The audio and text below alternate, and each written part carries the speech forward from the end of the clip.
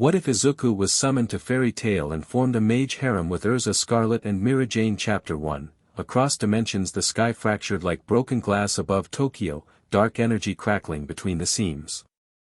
Izuku Midoriya, hero named Deku, leapt between skyscrapers, his one-for-all power coursing through his veins at 40%.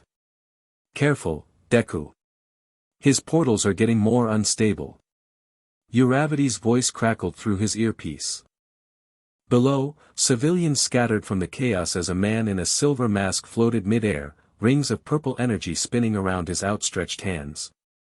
Vortex, a villain with the ability to create dimensional rifts, laughed as police cars were sucked into swirling black holes. I know. Izuku called back, green lightning arcing around his body. But if we don't stop him now, half the city could disappear. He pushed off a water tower, calculating trajectories in his head. Vortex had a pattern: create a portal, throw something destructive through it, then create another to escape. But each portal stayed open a few seconds too long. That was his window. Izuku twisted mid-air, narrowly avoiding a chunk of concrete that exploded from a nearby portal. Now. He shot toward Vortex, arm pulled back for a smash. The villain's eyes widened behind his mask, hands quickly creating a defensive portal. Too slow. Izuku grinned, adjusting his angle at the last second. His fist connected with Vortex's jaw instead of the portal, sending the villain spinning. You little, Vortex spat blood, his mask cracking. Let's see how you like being lost forever. The air around them warped and twisted.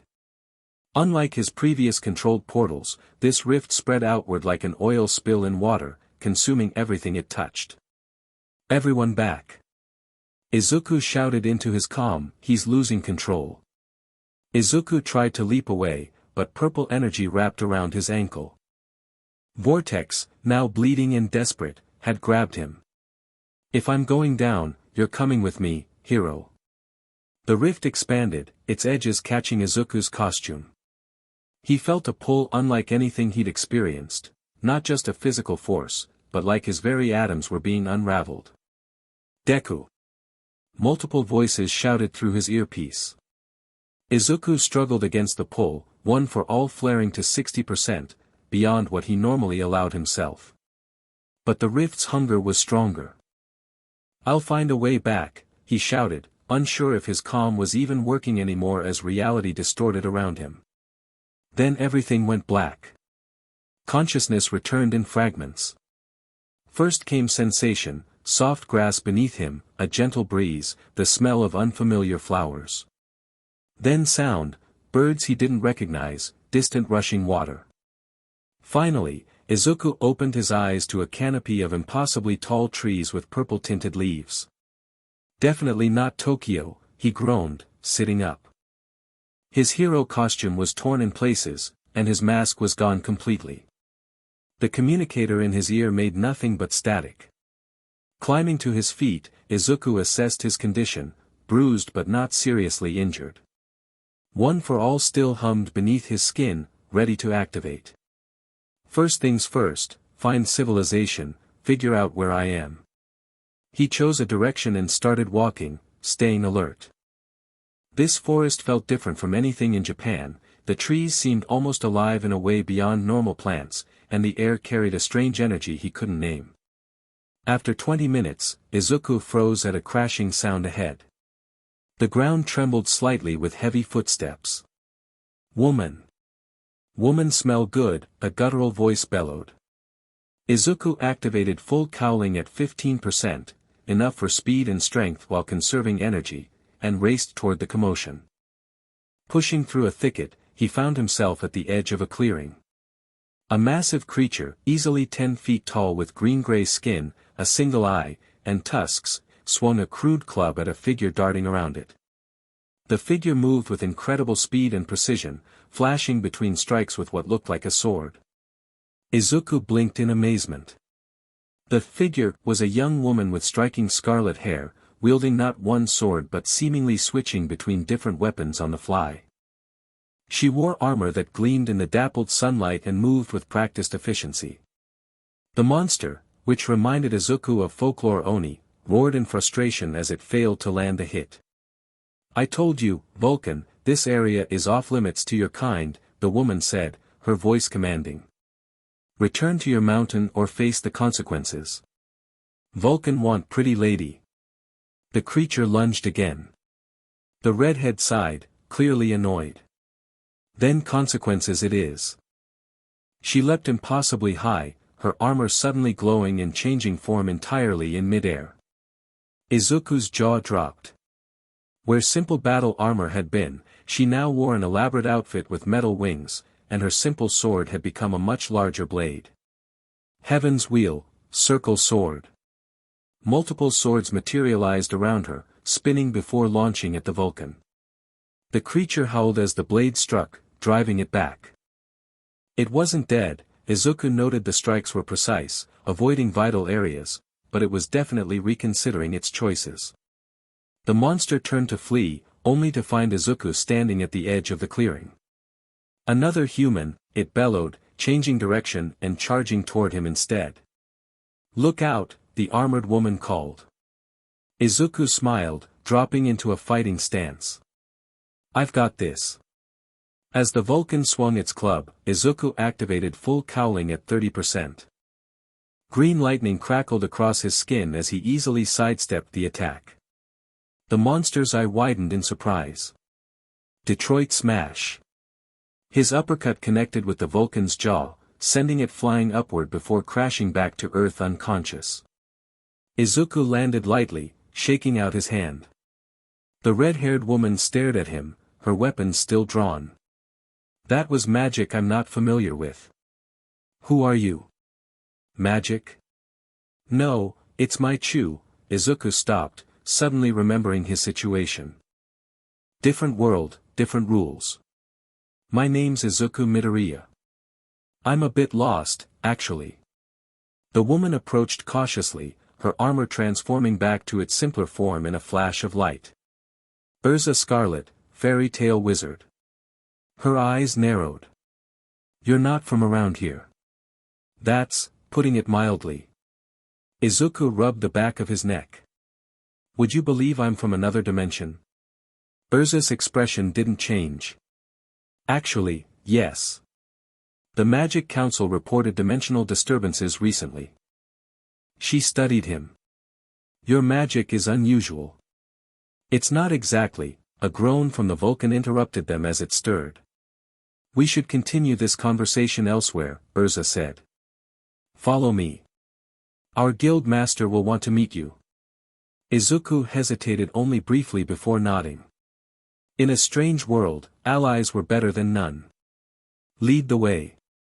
The town of Magnolia stunned Izuku with its blend of medieval architecture and subtle magical technologies. Buildings with stone foundations and timber frames lined cobblestone streets, yet magical lights floated at intersections, and vehicles powered by what Erza called lacrima occasionally passed by. Citizens nodded respectfully to Erza as they walked, some eyeing Izuku curiously in his damaged hero costume. "So this fairy tale," Izuku began, "it's some kind of organization for people with abilities?" "It's a wizard guild," Erza explained. "One of the strongest in Fiori. We take jobs that require magical solutions, everything from monster extermination to finding lost items." "Like pro-heroes," Izuku muttered to himself. "What was that?" "Oh, nothing. Just, where I'm from, we have similar organizations." They turned a corner, and Izuku stopped in his tracks. Before them stood a massive building with colorful banners and a distinctive emblem flying above its entrance. Unlike the relatively subdued architecture of the rest of the town, the fairy tale guild hall was bold, almost whimsical in design. "It's not what I expected," Izuku admitted. Erza's lips quirked slightly. "Fairy tale rarely is." As they approached, the sound of laughter, arguments, and general chaos spilled from the building. Erza pushed open the doors without hesitation, and Izuku followed her into a scene of cheerful mayhem. Tables filled the main hall where dozens of colorful characters drank, ate, and socialized. At one table, A half-naked man with dark hair argued with a pink-haired boy who, Izuku blinked twice to confirm, had actual flames coming from his fists. Nearby, a woman drinking from an entire barrel of alcohol cheered them on. Is that normal? Izuku whispered to Erza, pointing to a blue flying cat carrying plates of fish. That's just happy, she replied casually. And yes, this is normal for fairy tale. Erza's back, someone shouted, and the chaos abruptly diminished. The half-naked man and Flame Fist boy instantly threw arms around each other's shoulders, pretending to be best friends. Gray, your clothes, Erza said without looking directly at him. Crap. The dark-haired man looked down at his boxers in horror. Izuku tried not to stare, focusing instead on the bar where a beautiful white-haired woman was serving drinks. She looked up and smiled warmly, setting down her tray and approaching them. Welcome back, Erza. Who's your friend? Mirajane, this is Izuku Midoriya. I found him in the East Forest fighting a Vulcan. His magic is unusual. Is the master here? The woman, Mirajane, studied Izuku with kind blue eyes. In his office. I'll take you up. She extended a hand to Izuku. I'm Mirajane Strauss, by the way. Everyone calls me Mira.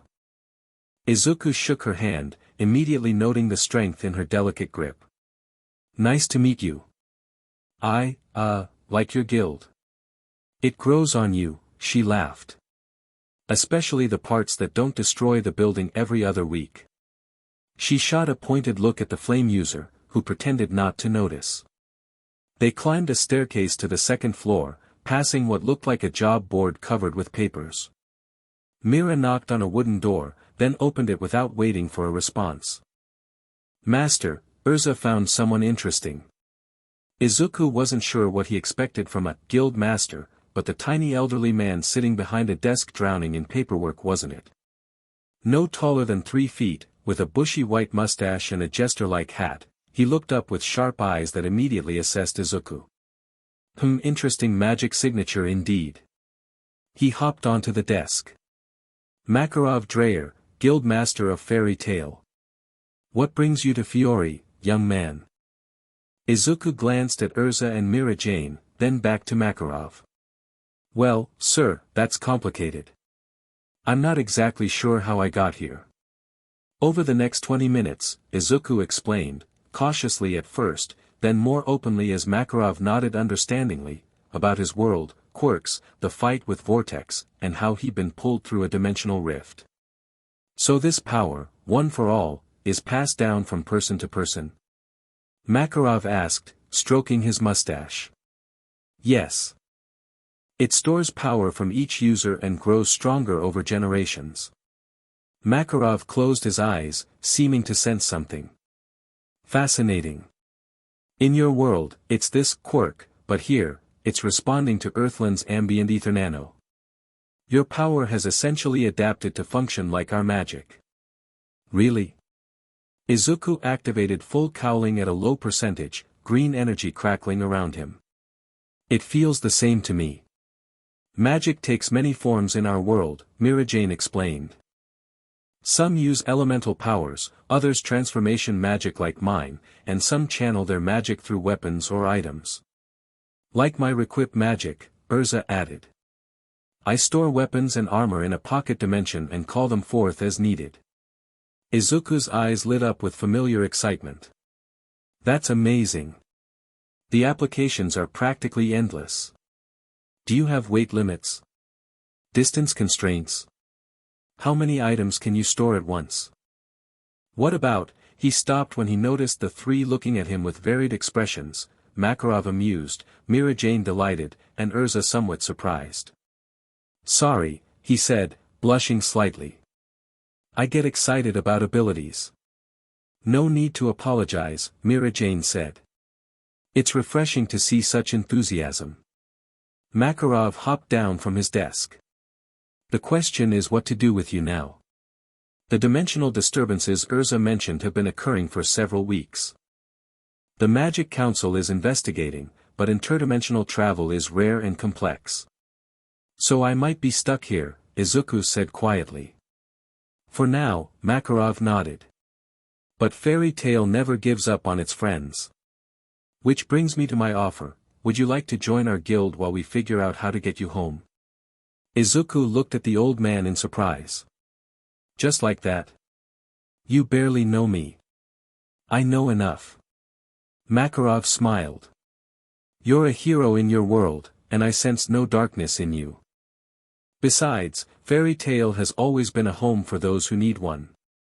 Erza stepped forward. Your powers would be valuable on jobs. And working with the guild gives you access to resources that might help find a way home. Plus, Mirajane added with a smile, you'll need jewels, our currency, for food and lodging. Izuku considered briefly.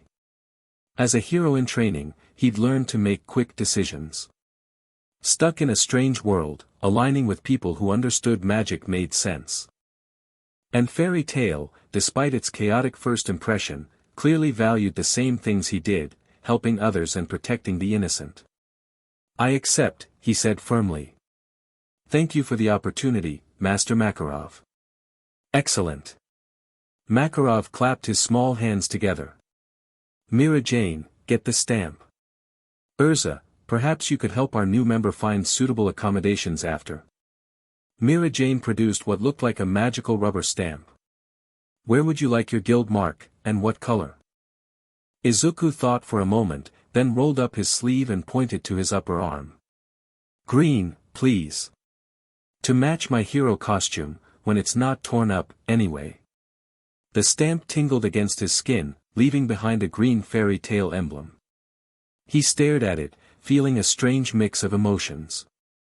This made his situation real, he was truly in another world, adapting to survive. Welcome to Fairy Tail, Izuku Midoriya, Makarov said solemnly. Now, let's introduce you to your new family. The introduction to the guild was a whirlwind of names, magic types, and personalities. Natsu Dragneel, the fire wizard with uncontainable energy, Grey Fullbuster, the ice mage with a stripping habit, Lucy Heartfilia, a celestial wizard who summoned spirits, Elfman Strauss, Mirajane's muscular brother who kept shouting about manliness, Levi McGarden, a script mage who immediately offered to research dimensional travel, and dozens more. By evening, Izuku's head spun with information, but he couldn't help feeling welcome. The guild threw an impromptu party for their newest member, with Mirajane serving drinks and food while fielding countless questions about Izuku's world. So everyone has these quirks? Lucy asked, fascinated. About 80% of the population, Izuku explained, sipping what Mirajane called non-alcoholic fairy nectar, a sweet, fruity drink that tingled pleasantly. Some are minor, like glowing fingertips or the ability to pull small objects toward you. Others are more powerful. And yours lets you enhance your physical abilities? Gray asked, thankfully wearing pants now. Basically, yeah. Super strength, speed, durability.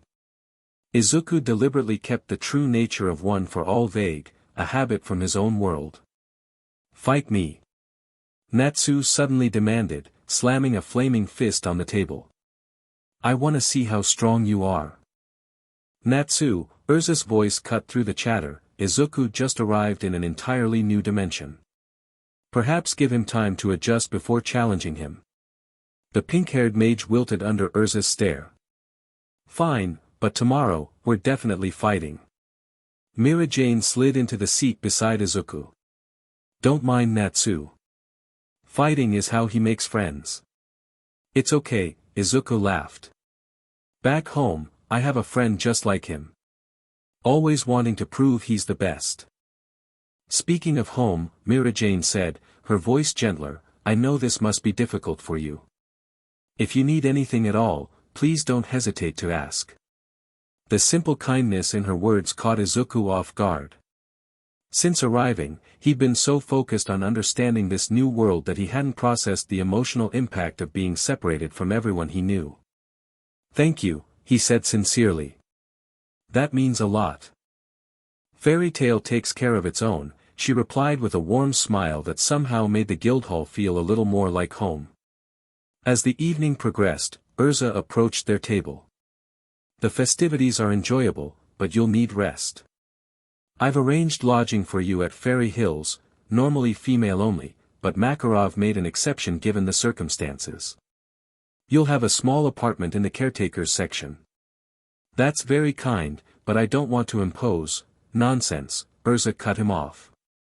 Until you earn enough jewels for your own place, this arrangement is practical.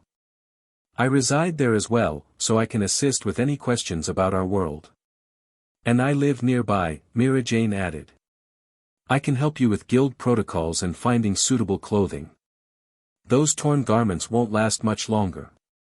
Izuku looked down at his battle-damaged hero costume and nodded. You're both right. Thank you.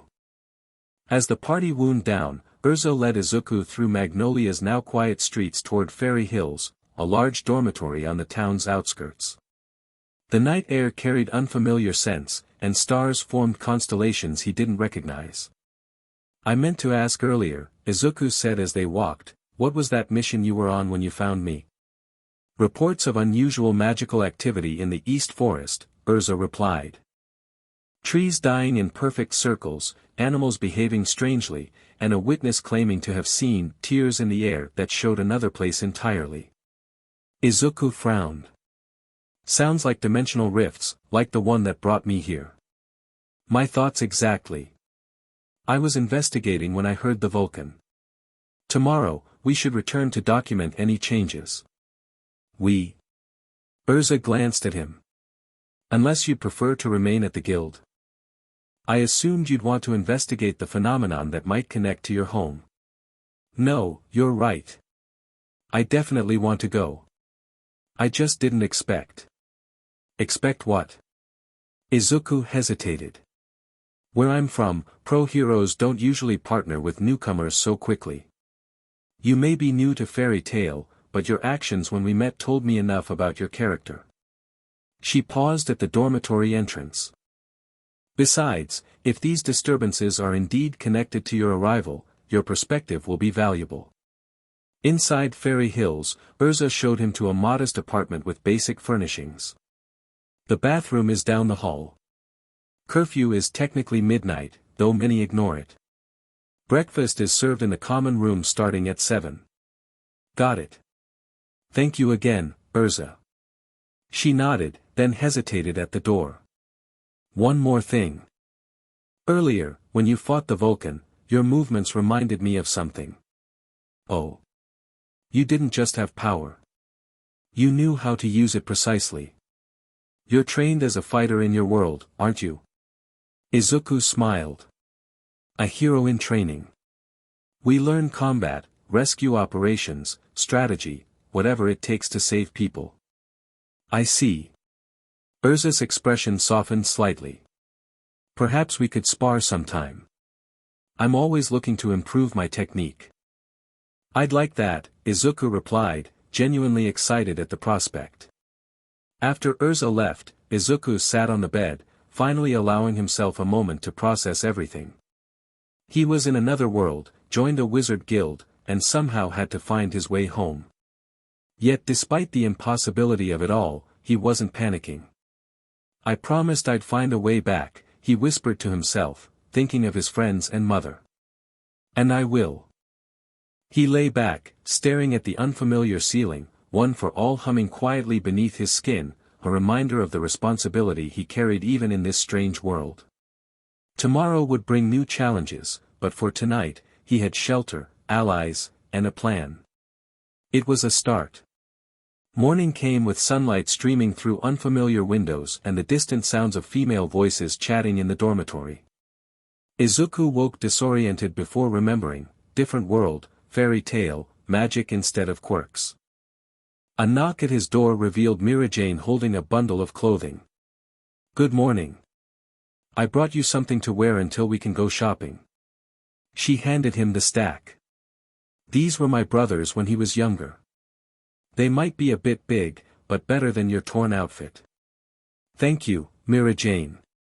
This is really thoughtful. Just Mira is fine, she smiled. Most of the guild calls me that. Once you're dressed, come down for breakfast. Erza mentioned you two are heading to the East Forest afterward. Izuku nodded. To investigate where I appeared. Hopefully, we'll find clues about the dimensional rift. Be careful out there. Those disturbances have everyone worried, even the Magic Council sent investigators. Myra's expression grew serious. Some say objects have gone missing near them, and a few travelers reported seeing shadows moving inside the rifts. I'll stay alert, Izuku promised. And Erza seems more than capable. Mira laughed. That's putting it mildly. Erza's one of our S-class wizards, the highest rank in the guild beside the master. Natsu and Gray may act tough, but they turn into obedient schoolboys when she's angry. After Mira left, Izuku changed into the borrowed clothes, simple black pants and a dark green shirt that indeed hung somewhat loose on his frame. He folded his damaged hero costume carefully, unable to discard it despite its condition. It was his connection to home. Breakfast in the common room was lively, with several female guild members curiously approaching to meet him. Levi McGarden, the script mage from the previous night, brought a stack of books about dimensional magic. Most of these are theoretical, she explained, pushing her blue hair behind her ears, but they might help you understand what happened. I've marked sections about known instances of interdimensional travel. This is incredible, Izuku said, flipping through the top volume. Thank you so much. Knowledge is a wizard's best weapon, Levi smiled. Oh, and I talked to Lu-chan, Lucy, about letting you see her celestial spirits. They exist in another dimension and travel here through gates, so it might give you insight into cross-dimensional mechanics. Before Izuku could respond, the common room quieted as Erza entered, already wearing her armor. Her scarlet hair was pulled back, and she carried a small bag. Good morning, Izuku. Are you ready to depart? He nodded, quickly finishing his breakfast. Ready when you are. Outside, Magnolia was coming to life with merchants opening shops and citizens heading to work. Erza led him toward the eastern gate, explaining their plan. We'll start at the clearing where we met, then follow my original investigation route. The disturbances form a pattern, almost like a spiral centering on where you appeared. That could be significant, Izuku said thoughtfully. In my world, spiral patterns often appear in natural phenomena related to energy transfer and conservation. They passed the city limits, entering a well-worn path through fields before reaching the forest's edge. Here, Erza paused. We should be cautious from this point. Besides the dimensional anomalies, this forest houses several magical creatures that can be territorial. Izuku nodded, activating full cowling at a low percentage. Green energy crackled around him, ready to increase if needed. They moved efficiently through the forest, Erza occasionally stopping to mark their path or examine unusual signs. After about an hour, they reached the clearing where they'd fought the Vulcan. This is where we met, Erza confirmed, but not where the anomalies were strongest. That would be, she pointed northeast, about half a kilometer that way. As they pressed deeper into the forest, Izuku noticed subtle changes. The vibrant purple-tinted leaves grew sparse, with patches of trees standing bare despite the season. The ground beneath their feet felt strange, sometimes firmer than it should be, other times almost spongy. Do you feel that? Izuku asked quietly. Erza nodded. The magic in this area is unstable. Stay close. They entered another clearing, this one unnaturally perfect, a circle where nothing grew, the ground blackened as if burned. At its center hovered what looked like shattered glass suspended in air, edges glinting with purple energy. That's it, Izuku whispered. That's exactly what Vortex's portals looked like before they closed. Erza drew a sword. Stand back. I want to test something. She picked up a fallen branch and tossed it toward the floating anomaly. The wood passed through the shimmering space, and vanished completely. It's still active, Izuku said. But barely. Like, a door that's almost closed. Can you sense anything from your world through it? Izuku approached cautiously, extending his senses. One for All responded strangely, the energy flickering stronger as he neared the rift. Something's definitely happening with my quirk, my magic. It's resonating with the portal somehow. He reached out, not touching the anomaly but holding his hand near it. Green lightning from his full cowling seemed drawn toward the purple energy, small arcs jumping between them. Izuku, Erza said sharply, step back. The warning came just as the rift pulsed, expanding briefly. A wave of energy knocked them both backward, and the anomaly flickered violently before contracting to half its previous size. Are you hurt? Erza was beside him instantly, helping him up. I'm fine. But did you see that? It responded to One for All. Erza frowned. Which means your power might be connected to these rifts, or at least compatible with the energy creating them. A rustling sound from the trees interrupted them. Both turned, dropping into fighting stances as a figure emerged from the shadows. How fascinating, said a tall man in elaborate blue robes. A visitor from another dimension with magic that interacts with the rifts. This is an unexpected development. Who are you? Erza demanded, sword raised. The man bowed slightly. Voros, independent researcher of dimensional phenomena. And you must be fairy tale wizards, judging by your emblems. Izuku studied the newcomer warily. Despite his polite demeanor, something felt off about the man. His eyes held too much interest when they landed on Izuku. What's your business here? Erza asked, not lowering her weapon. The same as yours, I imagine. Investigating these fascinating tiers in our reality. Voros gestured to the rift. They've been appearing across Fiori for weeks now, but this one is special. It reacted to your young friend. How long were you watching us? Izuku asked. Long enough. Voros smiled thinly. Your magic signature is unique, unlike anything in Earthland. You're from the other side, aren't you? The direct question caught Izuku off guard, but Erza stepped forward. That's guild business. If you're truly a researcher, you should be registered with the Magic Council. May I see your documentation? Voros's smile faltered slightly. Of course, though I left such papers at my camp. Perhaps you could accompany me there. I have equipment that might help your friend understand these rifts better. I don't think, Izuku began, but a sudden pulse from the anomaly cut him off. The rift expanded violently, purple energy crackling outward. Through the widening tier, Izuku caught a glimpse of something impossible, a Tokyo street, blurred and distant, but unmistakable. Home, he whispered. Then several things happened at once. Voros lunged toward the rift, hands glowing with strange symbols. Erza shouted a warning, requipping into a different armor set with incredible speed. And the tear in space began to pull everything toward it with impossible force. Izuku activated full cowling at 40%, anchoring himself to a tree. Erza. The portal's collapsing. Voros reached the rift first, pressing his glowing hands against its edges. Just a little longer, he muttered. I need a proper sample this time. Get away from there. Erza commanded, now wearing armor with a distinctly defensive appearance. She drove her sword into the ground, creating an anchor point against the pull. The researcher ignored her, extracting what looked like a crystal vial from his robes. As he held it to the rift, energy flowed into the container, turning it the same purple color as the tear. Perfect, he breathed. Whatever you're doing is making it worse. Izuku shouted, feeling his anchor point beginning to give. The tree's roots were slowly pulling from the ground.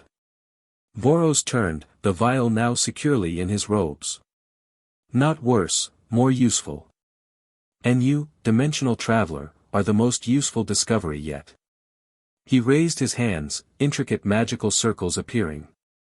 Let's see what happens when I apply pressure to an already unstable rift. Energy blasted from his palms toward the tear, causing it to warp and pulse erratically. The glimpse of Tokyo disappeared, replaced by swirling chaos. The pull intensified tenfold.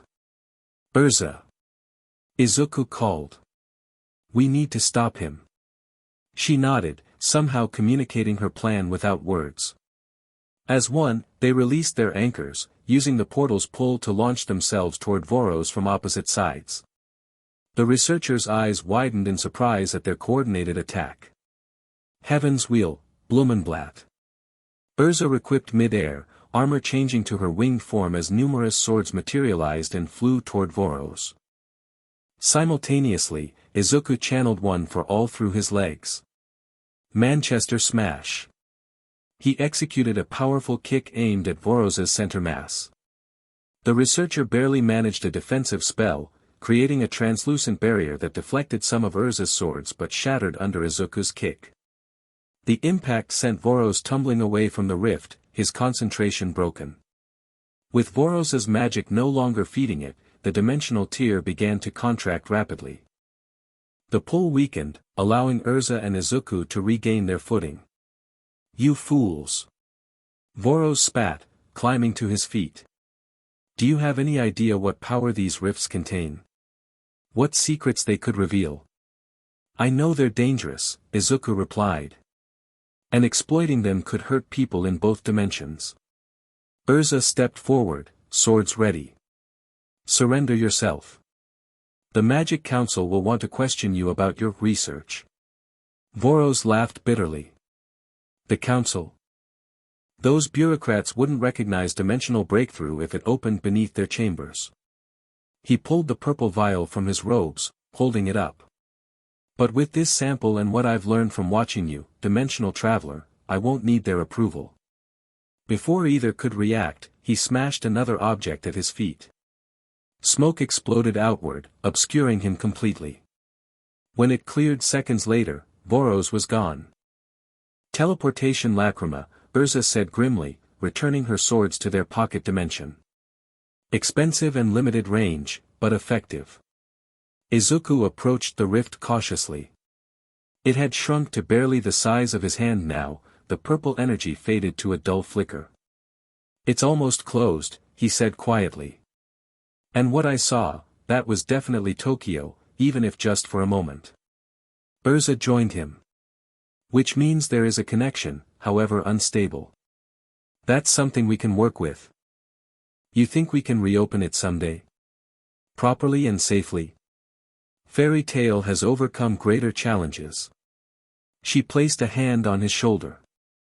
For now, we should report this to the Master, including Voros's interference.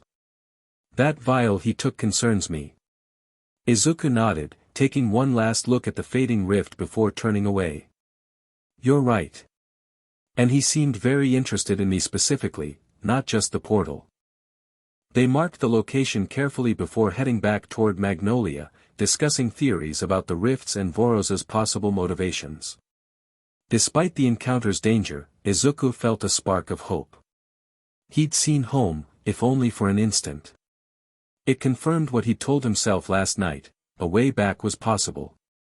But as they walked, another thought nagged at him. The rift had responded to One for All, growing stronger when he channeled his power near it. What did that mean? Was his quirk somehow connected to the dimensional disturbances? And perhaps most troubling, if Voros was collecting energy from the rifts, what exactly did he plan to do with it? News of their encounter with Voros spread quickly through the guild. Makarov called an emergency meeting with Fairy Tail's S-class wizards, leaving Izuku in Mirajane's care. The master takes dimensional threats seriously, she explained as she showed him the request board. Years ago, there was an incident with a parallel world called Idolos that nearly destroyed Magnolia. Izuku's eyes widened. So this has happened before? Not exactly like this, but yes. That's why everyone's concerned. She turned to him with a gentle smile. But don't worry. While they discuss strategy, let's focus on getting you properly settled. You'll need jewels, which means taking jobs. The request board covered an entire wall, plastered with papers describing various tasks, monster extermination, escort missions, finding lost items, breaking curses, the variety seemed endless. Each listed a reward amount in jewels, along with difficulty ratings. Since you're new, you should start with something straightforward, Mira suggested. Usually, new members team up with experienced ones for their first jobs. Makes sense, Izuku nodded. In my world, hero students do internships with pros before working independently. Exactly. And since Erza's in the meeting. Mira scanned the board thoughtfully, then plucked a paper from it. How about this? A merchant caravan needs protection on the road to Harjan. Simple escort mission, decent pay, and I'm available to partner with you. Izuku blinked in surprise. You want to team up with me? Of course. It's been a while since I've gone on a field mission, and this is perfect for showing you how guild jobs work. Her smile brightened. Unless you prefer someone else. No. I mean, I'd be honored to work with you, Izuku said quickly. I just thought, at the guild, you seemed more administrative. Mira laughed lightly. I manage the bar and help organize things, yes, but I'm also an S-class wizard. We all pitch in where needed. S-class? Izuku recalled Erza held the same rank. Like Erza? Though our magic is quite different. Something flickered behind Myra's kind eyes, a hint of formidable power carefully contained. I use takeover magic, specifically Satan's soul. Before Izuku could ask what that meant, the door to Makarov's office opened, and the S-class wizards emerged. Erza immediately spotted them and approached. The master wants to see you, Izuku, she said. We've discussed the situation with Voros. Izuku nodded, following Erza while Mirajane took the job request to register it. Inside the office, Makarov sat on his desk with a serious expression. Erza explained what happened at the rift site, the guild master said without preamble. And your reaction to it? Show me your power again, if you would. Izuku activated full cowling at 20%, green lightning crackling around him. Makarov closed his eyes, seemingly sensing something beyond sight. Just as I thought, the old man muttered. Your magic resonates at a frequency similar to the rifts themselves. Somehow, your power and these dimensional tiers are connected. But what does that mean? Izuku asked, letting full cowling fade. It means you may be key to understanding these disturbances, and potentially closing them properly. Makarov hopped down from the desk. It also makes you valuable to someone like Voros, who clearly has plans for the rift energy he's harvesting. Erza crossed her arms. The council has been informed. They're dispatching rune knights to search for Voros, but the dimensional disturbances are spreading. 3 new reports came in just this morning. Which leaves us with a decision, Makarov said, looking directly at Izuku. We can focus our efforts on finding you a way home, or on addressing the growing threat these rifts pose to Earthland. Ideally, we'd do both, but our resources are limited. The implication was clear. Izuku took a deep breath, thinking of what All Might would do in this situation. The answer was obvious. The rifts come first, he said firmly. They're endangering people in both worlds. Finding my way home can wait until we've addressed that threat. Makarov smiled approvingly. A hero's answer.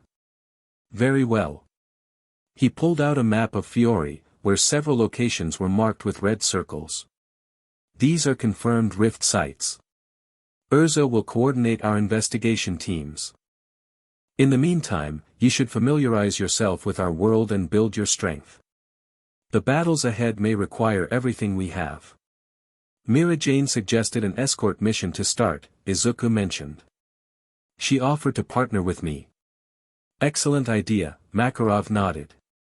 Mira rarely takes field assignments these days, but her experience will be valuable to you. And speaking of experience. He glanced at Erza. When you return, perhaps some combat training would benefit our new member. His fighting style complements yours. Erza considered this, then nodded. I noticed that as well. Very well, I'll oversee his combat preparation when I return from investigating the northern rifts. The meeting concluded with plans for Izuku to join a more comprehensive rift investigation after completing his first job with Mirajane. As they left Makarov's office, Izuku felt a strange mix of emotions: concern about the rifts, determination to help his new guild, and an unexpected excitement about working with both Mirajane and Erza. "Your escort mission leaves tomorrow morning," Erza informed him as they descended the stairs. "I'll depart for the northern sites tonight. We should reconvene in 3 days to compare findings."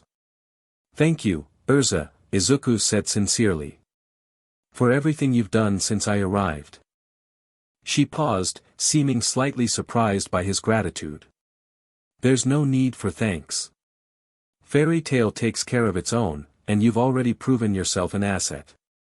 After a moment's hesitation, she added, "Be careful on your mission with Mirajane. She may seem gentle, but don't let that fool you. There's a reason she's called the demon." Before Izuku could ask what she meant, Mirajane approached with a smile. "All registered. The caravan leaves at dawn tomorrow. Tonight, we should get you proper supplies and clothing." She looked at Erza. "Will you join us for shopping, Erza? You have excellent taste in practical gear." Izuku expected Erza to decline given her impending mission, but to his surprise, she nodded. "I have time before my train departs. And Izuku will need proper equipment if he's to represent Fairy Tail effectively." And so, as afternoon sun bathed Magnolia in golden light, Izuku found himself walking through the market district with two of Fairy Tail's strongest wizards, discussing everything from combat boots to weatherproof cloaks as if it were the most natural thing in the world. For a brief moment, the weight of dimensional rifts, mysterious researchers, and being stranded in a strange world lifted from his shoulders. He was simply a new guild member, preparing for his first mission with friends. The realization brought a genuine smile to his face. Friends. Already, in this unfamiliar world, he'd found people he could trust, people who accepted him without question and offered help without hesitation. Whatever challenges lay ahead, he wouldn't face them alone. Dawn painted Magnolia's eastern sky in hues of gold and pink as Izuku met Mirajane at the city gates. He wore his new outfit, sturdy dark green pants, a black undershirt, and a sleeveless tunic with the Fairy Tail emblem embroidered on its back. A practical utility belt held the essentials Erza had insisted upon: a canteen, field rations, a small first aid kit, and a communication lacrima for emergencies. "You look like a proper wizard now," Mira said cheerfully. She wore a simple maroon dress with practical boots, quite different from her elegant bar attire, but still distinctively her. The merchant caravan consisted of 3 covered wagons laden with textiles and spices bound for the port town of Harjan. Their client, a middle-aged merchant named Borna, explained the situation as they departed. "Normally I wouldn't hire wizards for this route, it's well-traveled and relatively safe. But there's been 3 robberies in the past month. The bandits are using some kind of sleep magic to knock out guards before they can react." "That's why you requested wizard protection specifically," Mirajane nodded. "Smart thinking." "Exactly. The Rune Knights are stretched thin with these strange magical disturbances everyone's talking about, so they recommended Fairy Tail." Borna eyed Izuku curiously. "Though I haven't seen you around before, young man." "I'm new," Izuku admitted. "But I promise to do my best to protect your caravan." Borna seemed satisfied with his earnestness, returning to lead the procession while Izuku and Mirajane took positions walking alongside the wagons.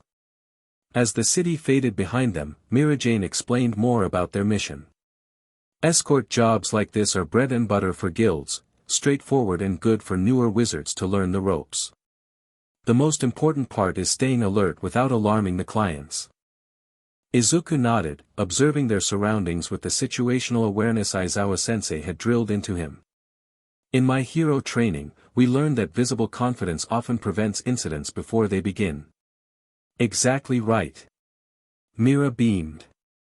"Just like at the guild bar, half my job is making sure people see me watching so they behave themselves." The morning passed peacefully as they traveled the well-maintained road south toward Harjan. Izuku used the time to ask Mirajane about fairy tales' history and Earthland's magical systems, filling gaps in his understanding. So magic power, ether nano, is like an energy that wizards absorb and channel, he clarified. That's right. Some are born with large containers of magical power, others develop them through practice. But the true difference lies in how we express that power. Each wizard's magic is unique to them. Like quirks, Izuku mused. Though in my world, you can't really change your quirk once you have it. Some magic works that way too. My takeover magic is tied to who I am. I couldn't suddenly switch to Erza's requip magic. But I could learn other spells within my magical affinity. As midday approached, they stopped beside a stream for the horses to rest and the merchants to eat. Izuku helped secure the perimeter while Mirajane chatted with the caravan workers, gathering information about the previous robberies. The bandits always strike near water sources, she told Izuku quietly as they shared lunch under a tree. And always when the sun is highest, when people are naturally drowsy. So they use the environment to enhance their sleep magic, Izuku noted, mind already analyzing tactical advantages. If I were them, he stopped, head snapping up as one for all's enhanced senses detected movement in the tree line across the stream. Mirajane noticed his reaction instantly. What is it? Someone's watching us from those trees, he whispered. 3 people, trying to stay hidden. Without obvious movement, Mirajane's eyes shifted to the location. Good catch. They're downwind too, I can't smell them from here. You can smell people. A slight smile curved her lips. My demon senses are quite sharp. Now, we have 2 options, confront them directly or pretend we haven't noticed and prepare a counter-ambush. Izuku considered. If they're using sleep magic, direct confrontation might put us at risk. Better to let them think they have surprise on their side, but be ready. I agree. Mirajane stood casually, stretching as if merely stiff from sitting. I'll warn Borna quietly. You find positions where we can intercept them if they approach the wagons. They moved with practiced nonchalance, Mirajane speaking softly to the merchant while Izuku helped reload supplies, all while keeping the tree line in his peripheral vision. He identified 3 defensive positions that would allow quick response to an attack from any direction. The caravan resumed its journey, but now Izuku and Mirajane maintained a subtle alertness. The wagon drivers were instructed to continue normally but be prepared to halt quickly on command. An hour later, as they entered a section of road bordered by dense forest on both sides, Izuku felt the familiar prickle of impending danger. He caught Mirajane's eye and nodded slightly toward a curve ahead, the perfect ambush point. Get ready, he murmured as they approached the bend. The attack came swiftly, a pale mist suddenly rolling from the underbrush across the road. The lead horses snorted in alarm as the fog enveloped the caravan. Now. Izuku activated full cowling at 30%, green lightning illuminating the unnatural mist. With a powerful leap, he cleared the fog layer, spotting 3 robed figures at the roadside, hands extended toward the caravan. One bandit shouted in alarm. A wizard. Increase the spell. The mist thickened, and Izuku felt a wave of drowsiness attempt to overcome him. One for all's energy surged in response, burning away the magical effect before it could take hold. Sleep magic doesn't work if you can't catch me. Izuku called, drawing their attention as he bounced between trees with superhuman agility. The distraction worked, the bandits' concentration broke, their spell wavering. That's when Mirajane made her move. A pulse of incredible magical power erupted from within the mist, dispersing it instantly. Where Mira had stood now hovered a transformed figure, her hair wild, body covered in a skin-tight suit, with clawed hands and a demonic tail. Most striking were the large bat-like wings extending from her back. Satan's soul, she announced, voice deeper and resonating with power. The bandits' faces drained of color. The demon of fairy tale, one whispered in horror. Mirajane smiled, revealing pointed teeth.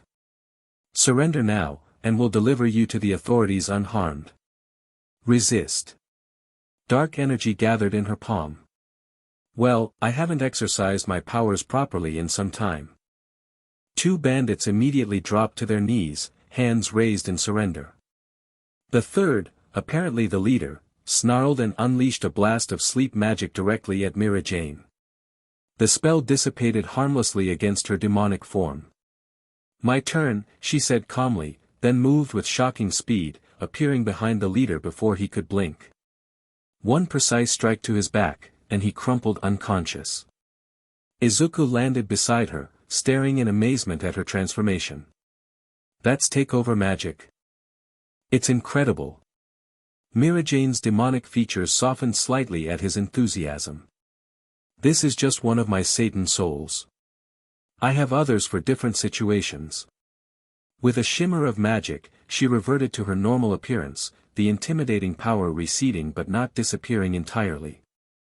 They secured the bandits with magic-restricting cuffs Mirajane had brought. Always be prepared, she'd said cheerfully, and arranged for rural knights to collect them at the next town. The merchants, who had experienced only a brief drowsiness before Mirajane dispelled the sleep magic, were deeply grateful. That was masterful, Borna praised as they resumed their journey. Worth every jewel. The rumors about fairy tale strength are clearly not exaggerated. By late afternoon, they reached Harjan without further incident. After helping unload the wagons and accepting their payment, Izuku's first earnings as a fairy tale wizard, they had a few hours before the return train to Magnolia. We should celebrate your first successful job, Mirajane suggested, leading him toward the harbor. Harjan has excellent seafood restaurants. They found a small cafe overlooking the ocean, where fishing boats returned with the day's catch. Over a meal of grilled fish and local vegetables, Mirajane asked about his impressions of Earthland so far. It's both familiar and completely different, Izuku admitted. The technology level reminds me of my world's past, but magic creates possibilities we never imagined. And fairy tale. He smiled. It reminds me of UA, my hero school. The same sense of purpose and camaraderie. You miss them, Mirajane observed gently. Your friends and family. Izuku nodded, staring out at the ocean. I do.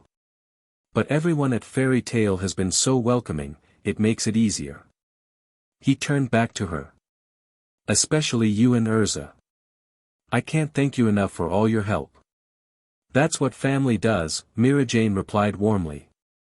Fairy Tale isn't just a guild, we're a home for those who need one. The sincerity in her voice touched something in Izuku. For a moment, they sat in comfortable silence, watching the sunset paint the harbor in gold and crimson. Can I ask you something? Izuku finally said. When you transformed earlier, Satan Soul, your magic felt incredibly powerful. But Erza mentioned you rarely take field missions anymore. Why is that? A shadow passed over Mirajane's expression, subtle but unmistakable. There was an incident, years ago. My younger sister, Lisanna, was seemingly killed during a mission gone wrong. My brother Elfman blamed himself, and I. She hesitated. I lost my fighting spirit for a long time. I'm so sorry, Izuku said quietly. Mirajane's smile returned, though tinged with memory. It's all right. Lisanna actually returned to us. It's a long story involving that parallel world I mentioned, Idolos. But even after her return, I'd grown accustomed to supporting the guild from behind the scenes. Today reminded me how much I enjoyed field work. You were amazing, Izuku said earnestly. The way you analyzed the situation, planned our response, and then that transformation, it was like watching a pro hero in action. A light blush colored Mirajane's cheeks at his praise. You weren't so bad yourself. Your analytical skills are impressive, and the way you move with your magic, I've never seen anything quite like it. The conversation shifted to lighter topics as they finished their meal and headed for the train station. On the journey back to Magnolia, Mirajane dozed lightly while Izuku recorded the day's events in a notebook he'd purchased, a habit from home he couldn't abandon. He documented his observations about magic, the job system, and particularly Mirajane's Satan soul transformation, complete with sketches. By the time they returned to Fairy Tail, evening had fallen. The guild hall was lively as always, though Izuku noted Erza's absence, still investigating the northern rifts. Lucy and Natsu greeted them enthusiastically, demanding details of their mission. Mira transformed. "Ah man, I missed it." Natsu lamented. "Fight me next time instead." "Ignore him," Lucy sighed. "How did it feel completing your first job as a fairy tale wizard?" Izuku smiled, glancing at the guild mark on his arm. "It felt right, somehow. Like I was exactly where I needed to be." Later, as he walked back to Fairy Hills under a star-filled sky so different from Tokyo's, Izuku reflected on the day's events. In just over 48 hours, he'd been transported to another dimension, joined a wizard guild, made new friends, and completed his first mission. Tomorrow would bring more challenges, training, rift investigations, and the mystery of Voros's plans. Yet despite everything, a sense of purpose filled him. Whether his stay in Earthland was temporary or permanent, he would make the most of it, protecting his new friends and finding answers about the dimensional disturbances. One thought lingered as he drifted to sleep, the image of Mirajane's kind smile and Erza's determined eyes. Two extraordinary women who'd welcomed him into their world without hesitation. Two powerful wizards who, in their different ways, reminded him what it meant to be a hero. Whatever came next, Izuku knew he wasn't facing it alone. Chapter 2, Dimensional Rifts, again. Erza commanded, requipping another sword as she charged. Izuku dodged the first strike, green lightning crackling around his body as one for all flowed at 30%. He'd learned quickly that Erza pulled no punches in training, even against newcomers. "You're telegraphing your movements," she called, adjusting mid-swing to catch him off balance. He pivoted, using his enhanced speed to slip past her guard and aim a controlled punch toward her midsection. She blocked with the flat of her blade, the impact sending a metallic ring across Fairy Tail's training grounds. "Better," she nodded approvingly. But still too predictable. A week had passed since Izuku's arrival in Earthland. Each morning began with combat training, primarily with Erza, though other guild members occasionally joined. The afternoons involved research on dimensional magic with Levi or accompanying various teams investigating rift sites.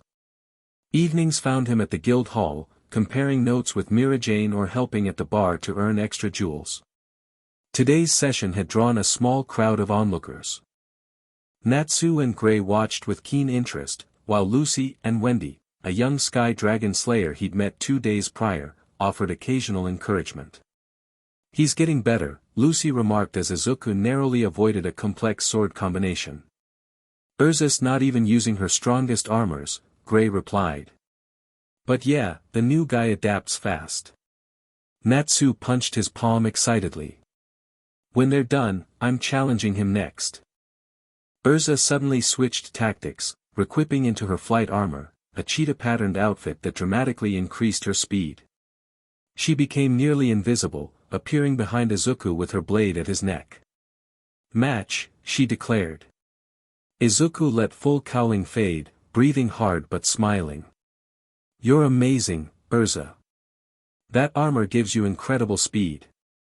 "Your reflexes are impressive," she replied, requipping back to her standard armor. "But you rely too much on power and direct approaches. Sometimes subtlety wins battles." "I'll work on that," he nodded, accepting a towel from Wendy. "Here," the young dragon slayer offered. "Let me help with those bruises." Her hands glowed with gentle blue light as she applied healing magic to a particularly nasty mark on his forearm. "Thanks, Wendy. Your magic is really incredible." The girl blushed at the compliment. "It's nothing compared to your power. The way you move with that green lightning is so cool." Before Izuku could respond, Natsu bounded over. "My turn to fight you." "I'm all fired up." "Absolutely not," Erza interjected. Izuku has rift investigation duties this afternoon. You'll have your chance another day, Natsu. The fire dragon slayer deflated momentarily before perking up again. Fine, but you promised to tell us more about your world over lunch. Especially those villain fights. Lunch at the guild had become a daily ritual, Izuku sharing stories of UA and hero society while guild members offered insights about Earthland's history and magical creatures. Today found him seated with Natsu, Lucy, Gray, Erza, and Mirajane, who took her break to join them. So in your last big fight, Natsu said between mouthfuls, you faced a whole league of villains?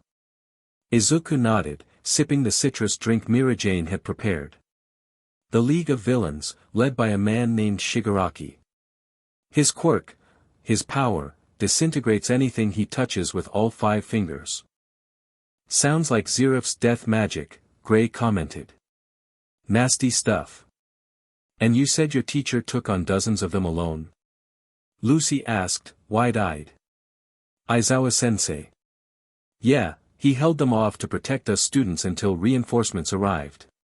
Even after being badly injured, he kept fighting. Izuku's expression grew wistful. All the pro-heroes I know are like that, they never give up when people need saving. Sounds like fairy tale wizards, Mirajane smiled, refilling Erza's strawberry cake plate. We have that in common with your world. Erza nodded thoughtfully. Your hero society is structured differently than our guild system, but the principles seem similar. Protecting those who cannot protect themselves. Speaking of protection, Mirajane's expression grew serious. Master wanted me to tell you, the Magic Council reported 3 disappearances near rift sites in the Western Mountains. Travelers who vanished without a trace. The table fell silent. Izuku set down his fork. Just like Voros mentioned. Do they think he's responsible? There's no direct evidence linking him, Erza replied. But the timing is suspicious. The council has officially requested Fairy Tail's assistance investigating these incidents. Which means, Mirajane added, the master wants to send a team tomorrow. Erza will lead, with Izuku for his dimensional knowledge. Natsu, Lucy, and Gray will provide support. Natsu pumped his fist. About time. I've been itching for some real action. This isn't a game, Erza said sharply. People have disappeared, and the dimensional rifts are growing more unstable. We leave at dawn tomorrow for the Western Mountains. Pack for 3 days minimum. As the others discussed equipment needs, Izuku noticed Mirajane looking troubled. You're worried about something, he observed quietly. She sighed, tucking a strand of white hair behind her ear. I've been helping research these rifts alongside Levi. The pattern of their appearance isn't random, they're forming a complex magical circle across Fiori. If the pattern completes, what happens? We don't know exactly, but magical circles that large usually precede catastrophic events. The last time something similar occurred was during the Eclipse Gate incident. She placed a hand on his arm. Just be careful out there, okay? These rifts aren't just random tears, someone is creating them deliberately. Izuku covered her hand with his own briefly. We'll be careful. And we'll find answers. Her blue eyes met his, a silent communication passing between them. Since their mission to Harjan, Izuku had found himself spending more time with Mirajane, helping at the bar, discussing magical theory, or simply enjoying quiet conversations when the guild grew too rowdy. They'd developed an easy understanding that felt both familiar and excitingly new. Izuku, Erza's voice broke the moment. We should review the rift data before departure. Levi has compiled the latest readings in the library. He nodded, standing reluctantly. Of course. I'll see you later, Mira. I'll have dinner waiting when you finish, she promised with a warm smile. The afternoon vanished in a flurry of preparations. Levi's data painted a concerning picture. The rifts were increasing in both number and stability, with measurable energy signatures connecting them. By evening, Izuku's head swam with magical formulas and dimensional theories. True to her word, Mirajane had prepared dinner, a hearty stew that waited for him when he finally emerged from the library. The guild had quieted, most members having departed for home or missions. She sat with him while he ate, discussing tomorrow's expedition. The western mountains are treacherous, she explained, spreading a map between them. Not just the terrain, but the magical beasts that live there. Mountain volcans, blizzardverns, even the occasional wyvern. Izuku studied the marked locations. The disappearances all occurred within this valley. What's significant about that area? It's known for strong ether nano concentrations, natural magic power in the environment. Some theorize it's a thin point between dimensions naturally, which may be why the rifts are more prevalent there. As Izuku finished his meal, Makarov approached their table, expression grave. A word before you depart tomorrow, Izuku. Mirajane discreetly excused herself, leaving them alone. What is it, master? Makarov placed a small crystal on the table, a lacrima that pulsed with soft light. This is a communication lacrima keyed specifically to the guild. If you encounter anything beyond your team's capabilities, activate it immediately. I've sensed disturbances in the magical flow that concern me. Izuku pocketed the device. Do you think we'll find more than just rifts out there? I think, Makarov said carefully, that someone is manipulating these dimensional barriers for a purpose we don't yet understand. And manipulation of that scale requires tremendous power and knowledge. The old man's eyes narrowed. Be wary of traps, Izuku. You possess a magic signature unlike anything in Earthland, that makes you valuable to those with nefarious intentions. I understand. We'll stay alert. Makarov nodded, then smiled slightly. On a different note, I've observed your growing friendships with certain guild members. Particularly with Erza and Mirajane.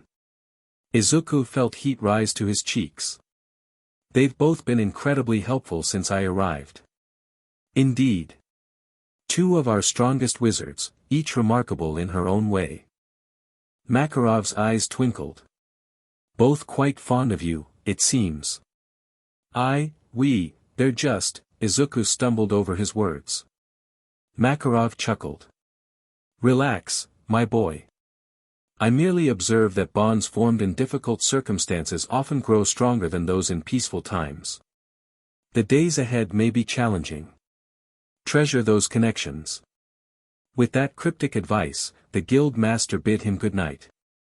Left alone at the table, Izuku found his thoughts drifting to Erza's determined guidance and Mirajane's gentle support. They'd become central to his life in fairy tale, each in different ways. Erza pushed him to grow stronger, her unwavering standards challenging him to exceed his limits. Mirajane offered understanding and comfort when homesickness struck, her kindness creating a space where he felt truly welcomed. He trusted them both completely, which made Makarov's warning all the more concerning. What dangers awaited in the western mountains? And how were they connected to his arrival in Earthland? Sleep came fitfully that night, filled with dreams of purple rifts and shadowy figures reaching through them. Dawn broke cold and misty as the expedition team gathered at Magnolia Station. Erza arrived pulling her customary mountain of luggage, while Natsu already looked queasy at the thought of the train journey ahead. Lucy and Gray packed more reasonably, with Happy, the blue Exceed, floating cheerfully above them. To Izuku's surprise, Mirajane stood on the platform as well, a travel pack beside her. Mira? Erza questioned. I thought Master needed you at the guild. Change of plans, she replied with a smile. Lee Sana is covering the bar, and Master decided my Satan's soul might be useful if we encounter whatever's causing the disappearances. Natsu grinned despite his pre-trained nausea. All right. The demon's joining us. Izuku couldn't help feeling relieved. Having both S-class wizards significantly improved their chances against unknown threats.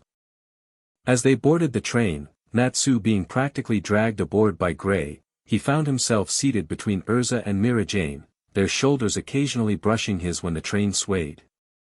The journey to Blackridge takes 4 hours, Erza explained as the train pulled from the station. From there, we hike into the mountains. If we maintain good pace, we'll reach the first disappearance site by nightfall. Lucy looked up from the book she was reading. What exactly are we looking for? Besides rifts, I mean. Patterns, Izuku answered. Based on Levy's research, these rifts aren't random occurrences. They're being generated deliberately. By whom? Gray asked, absently creating small ice sculptures in his palm, a habit when thinking. That's what we need to discover, Erza said. The Magic Council suspects Dark Guild involvement, possibly the same one Voros is connected to. Mirajane opened a folder containing profiles of the missing persons. 3 travelers disappeared over 2 weeks. A merchant, a hiker, and a botany researcher. No connections between them except their location when they vanished. Izuku studied the profiles, his analytical mind searching for hidden patterns. The timing is interesting, each disappearance occurred exactly 5 days apart. Today marks 5 days since the last one. You think someone might vanish today? Lucy asked, concerned. Or, Erza added grimly, perhaps we're the intended targets this time. The suggestion cast a solemn mood over the group. Even Natsu, between bouts of motion sickness, grew serious. They spent the remainder of the journey reviewing maps, discussing strategy, and preparing for various scenarios. Blackridge proved to be a small mining town nestled at the mountain's base. The locals eyed their fairy tale emblems with visible relief. Thank the stars you've come, said the innkeeper as they purchased supplies. 3 gone already, and strange lights in the high valleys every night. Some say it's mountain spirits, but we know better. Strange lights? Izuku prompted. Can you describe them? Purple, mostly. Like lightning but, wrong somehow. Striking upward instead of down.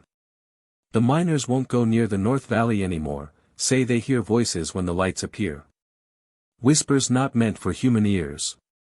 They departed Blackridge with additional information and warnings to avoid the paths after dark. The hike proved challenging, steep trails that sometimes disappeared entirely, requiring Gray to create ice steps or Natsu to clear obstacles with controlled flames. By late afternoon, they reached a plateau overlooking the valley where the first disappearance occurred. Erza called a halt to make camp before darkness fell. We'll investigate at first light, she decided. It's too dangerous to approach the rift sites at night, especially if the locals' reports about voices are accurate. As they set up tents and prepared a meal, Izuku found himself partnered with Mirajane gathering firewood. You seem troubled, she observed as they ventured a short distance into the forest. Izuku sighed. Something about this feels wrong. Like we're missing a crucial piece of information. He picked up a fallen branch, testing its dryness. These disappearances are too regular, too planned. You think they're abductions rather than accidents? Maybe.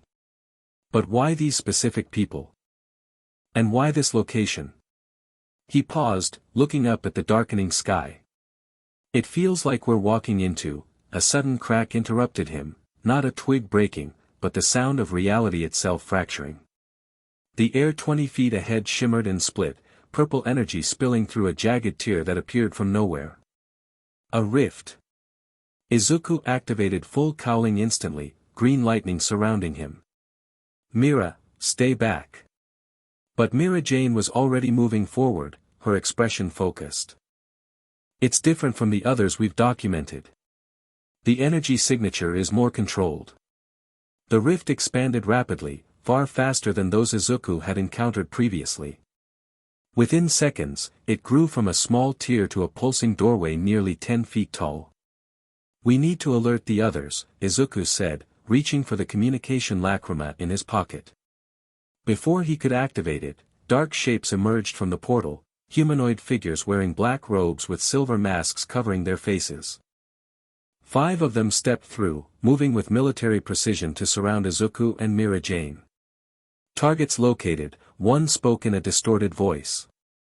Primary objective confirmed. Mirajane stepped closer to Izuku, her magic beginning to swirl around her. Who are you? What do you want?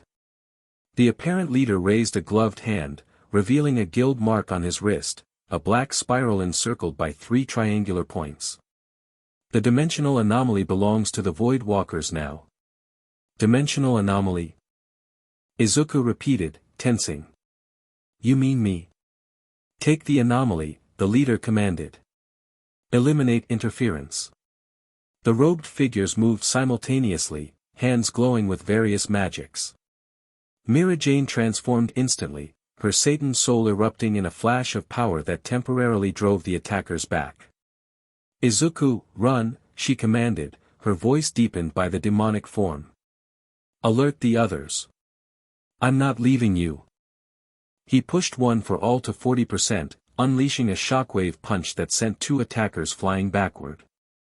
The battle erupted in chaos. Mirajane's dark energy blasts collided with the Void Walker's spells, while Izuku darted between opponents with superhuman speed. For a moment, they held their own, Myra's Satan soul proving devastatingly effective against 3 of the attackers, while Izuku managed to incapacitate a 4th with precisely targeted strikes. Then everything changed. The rift pulsed, and a 6th figure emerged, taller than the others, wearing robes of midnight blue instead of black.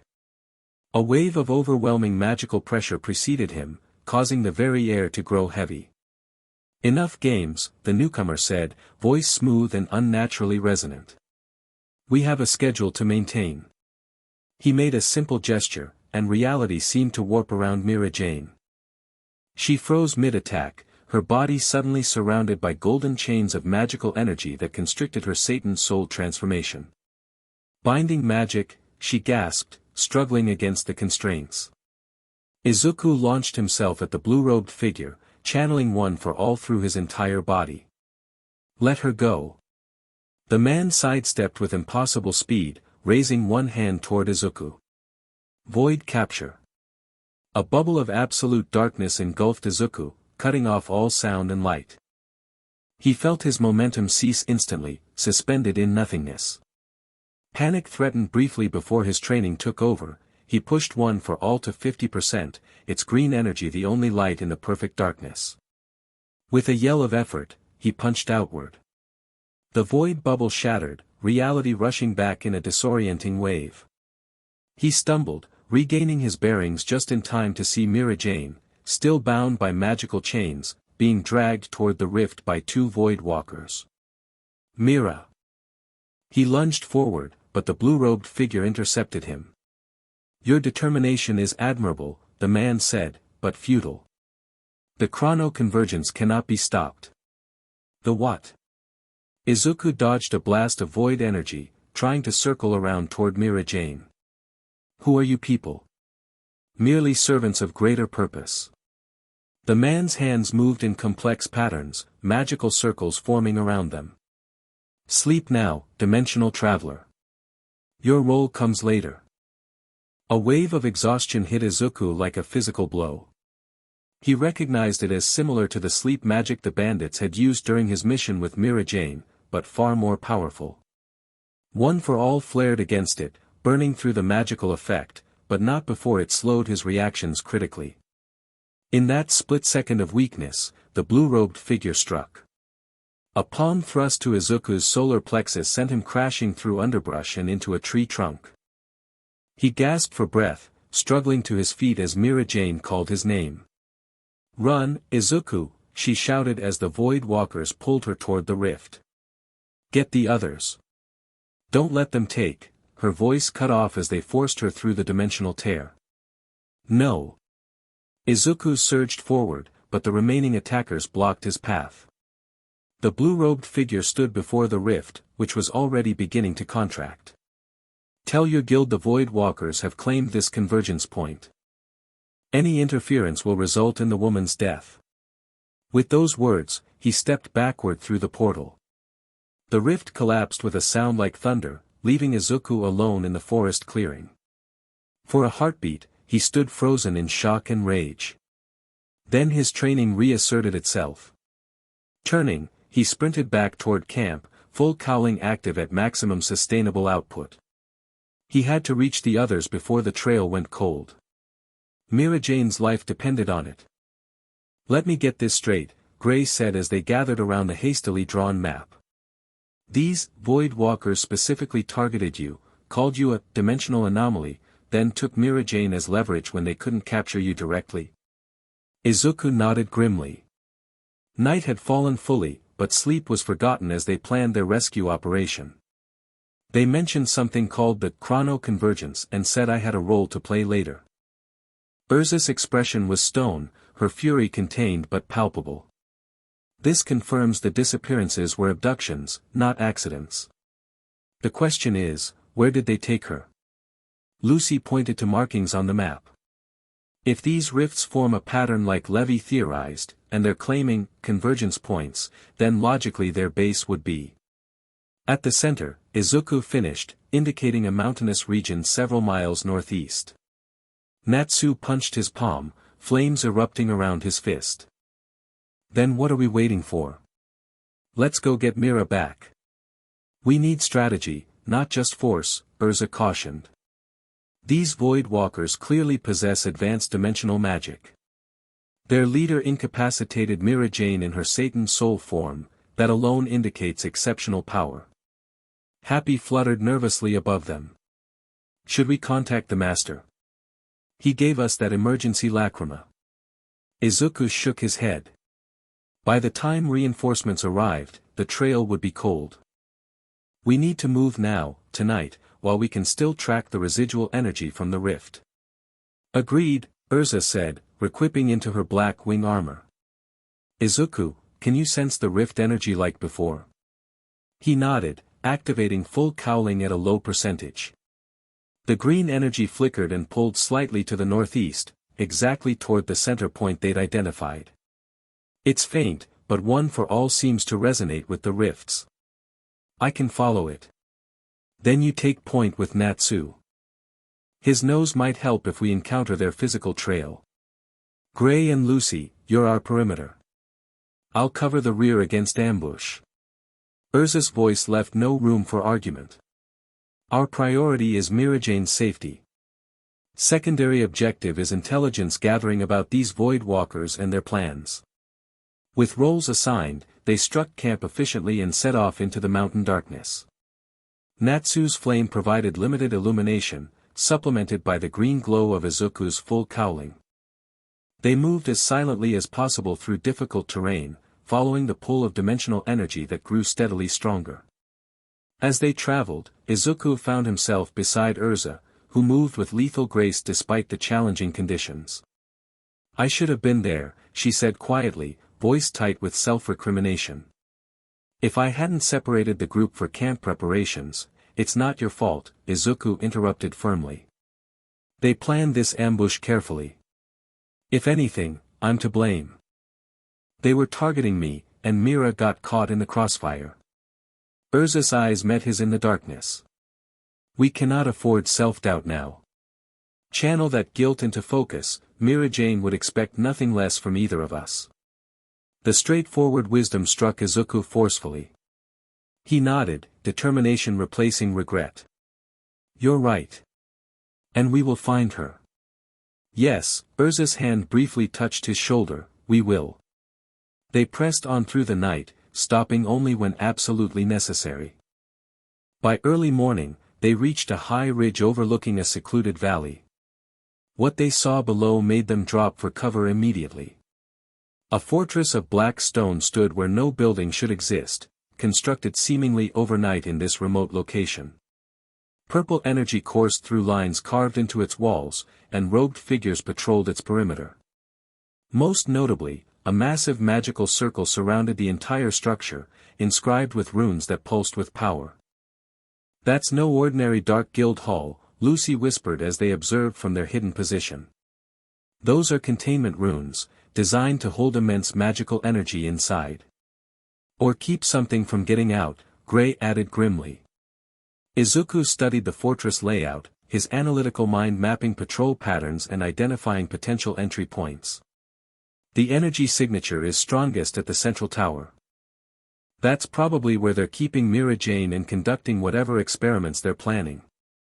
How do we get in? Happy asked. Those patrols look pretty tight. Erza pointed to a narrow ravine leading toward the rear of the fortress. That seems less guarded. They may use it for supply lines. It's also the only approach not covered by those floating lacrima, Izuku noted, indicating crystal orbs hovering at intervals around the perimeter. Probably alarm systems. Natsu cracked his knuckles. So what's the plan? Sneak in the back, or just bust through the front door fairy tale style? Neither, Erza said decisively. We need information before charging in. Lucy, can any of your spirits help with reconnaissance? The celestial wizard nodded, reaching for her keys. Virgo can tunnel beneath their defenses, and Gemini can copy someone's appearance for infiltration. Perfect. While Lucy's spirits gather intelligence, the rest of us will circle around to that ravine and prepare for entry. We move on her signal. The plan progressed smoothly at first. Lucy summoned Virgo, who disappeared underground to scout the fortress interior. Gemini, transformed into a perfect copy of a Void Walker guard, infiltrated the perimeter patrol. The rest of the team positioned themselves at the ravine entrance, waiting for Lucy's communication lacrima to signal them. When it finally activated, her voice was urgent but clear. Mirajane is in the central tower, 3rd level. They've got her in some kind of magical suppression chamber. And guys, there are at least 50 Void Walkers inside, plus their leader. Any sign of the other missing people? Izuku asked. Gemini couldn't access those areas, but Virgo found ritual chambers below ground level. She says. Lucy paused, her voice growing concerned. She says they're preparing for something big tonight. Some kind of dimensional ritual involving what they're calling the conduit. Mirajane? Erza questioned. No. They're referring to someone else as the conduit. Virgo couldn't determine who.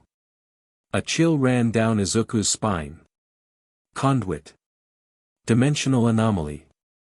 The terms connected in his mind with disturbing implications. It's me, he said quietly. They need me for whatever ritual they're planning. That's why they took Mirajane, as bait to draw me in. The others fell silent, processing this revelation. Then we're walking into a trap, Gray finally said. Natsu grinned fiercely. Good. I love turning traps back on the people who set them. Erza's expression remained calculating. If they expect us to rush in recklessly, we'll disappoint them. New plan, we create a diversion at the main gate while a smaller team extracts Mirajane. Once she's secure, we retreat immediately. I should be the diversion, Izuku suggested. If I'm their primary target, my presence at the front will draw the most attention. Too risky, Erza countered. You're still unfamiliar with their magic. Natsu and Gray will create the diversion, their destructive capabilities are ideal for that role. Lucy, you and your spirits will guide me and Izuku to Mirajane through Virgo's tunnels. With roles reassigned, they synchronized their timing. Natsu and Gray would attack the main gate in 15 minutes, giving the extraction team time to position underground. Happy would provide aerial support and emergency extraction if needed. Virgo created a tunnel entrance hidden among rocks at the ravine base. This leads directly beneath the fortress, Princess, she informed Lucy. I've mapped the patrol routes inside. We'll need to time our movements carefully. Izuku knelt at the tunnel entrance, reaching out to shake Natsu's hand. Good luck. Don't take unnecessary risks. The Dragon Slayer grinned. Same to you. Get Mira back safely. Gray created several ice clones of himself. These should add to the chaos. Just make sure you're out before they realize what's happening. With final preparations complete, Izuku, Erza, and Lucy entered the tunnel while Natsu and Gray circled toward the fortress gate. Virgo led them through a complex network of passages that somehow avoided the fortress foundations entirely. The building has magical structural supports, the celestial spirit explained. Digging directly beneath would trigger alarms, so I've created a parallel passage system. After several minutes of careful navigation, they reached a vertical shaft. This leads to a maintenance access point on the second level, Virgo said. From there, it's one floor up to the suppression chamber. Erza equipped into her stealth armor, a dark, form-fitting outfit designed for infiltration. I'll take point. Lucy, remain with Virgo as our escape route. Izuku, stay close and be prepared to extract Mirajane if she's unable to move under her own power. They emerged into a dimly lit corridor lined with strange machinery. Purple energy pulsed through transparent tubes running along the ceiling, all flowing toward the central tower. They moved silently, Erza dispatching 2 guards with precise strikes before they could raise an alarm. Suddenly, the fortress trembled. Distant explosions echoed through the structure, accompanied by shouts of alarm. Natsu and Gray have begun their diversion, Lucy whispered. We've got maybe 10 minutes before they realize it's a distraction. They quickened their pace, reaching a spiral staircase that led upward. As they ascended to the 3rd level, the magical energy grew thick enough to feel like resistance against their skin. Izuku's One for All responded strangely, flickering between shades of green and occasional flashes of purple. Something's affecting my magic, he murmured to Erza. The energy concentration here is intense. She nodded grimly. Stay focused. We're close. The 3rd level consisted of a circular hallway surrounding what appeared to be a central chamber. 4 guards stood before massive double doors inscribed with intricate runes. Those doors lead to the suppression chamber, Virgo confirmed before retreating to Lucy's side. Erza assessed the situation instantly. I'll neutralize the guards. Be ready to move on my signal. Without waiting for acknowledgement, she launched herself forward with blinding speed. The guards barely registered her presence before 2 were unconscious. The remaining pair managed to activate defensive magic, but Erza's precise swordplay overwhelmed their hastily erected barriers. Clear, she called softly. Izuku reached the doors, examining the runes with concern. These look like sealing spells. Breaking through might trigger alarms. Stand aside, Lucy said, producing another golden key. Open, Gate of the Golden Bull, Taurus. In a flash of light, an enormous minotaur wielding a massive axe appeared. Moo. Lucy's body is looking fine as always. Not now, Taurus, Lucy sighed. We need those doors opened without triggering the runes. The celestial spirit assessed the barrier. No problem. These runes only activate if the door breaks. I'll just. He positioned his axe carefully at the hinge points, then struck with surgical precision. The massive doors fell inward intact, the runes remaining dormant. Nice work, Izuku said appreciatively. Anything for Lucy's beautiful body and her friends. Moo. With that, Taurus disappeared back to the celestial realm. They entered the chamber cautiously. The circular room was dominated by a floating crystal apparatus at its center.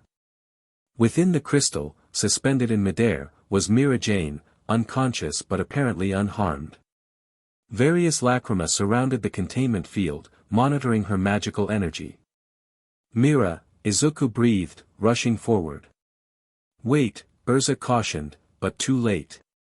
As Izuku approached the crystal, magical circles activated beneath his feet. Alarms blared throughout the fortress. It's a proximity trigger, Lucy realized. They knew we'd come for her.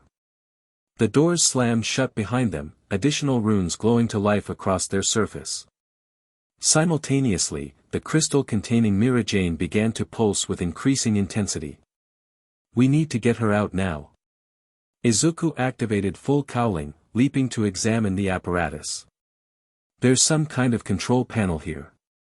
Erza joined him, equipping a specialized armor with technological components. This is Lightning Empress armor. It might interface with the system. As they worked desperately to decipher the controls, Lucy positioned herself near the doors with another key ready. I hear people coming. Lots of them. The fortress shook again with a particularly violent explosion, Natsu and Gray intensifying their assault in response to the alarms. There. Erza located a sequence of runes that controlled the containment field. Stand back. She channeled lightning magic through her armor into the control panel. The crystal flickered, energy fields destabilizing momentarily.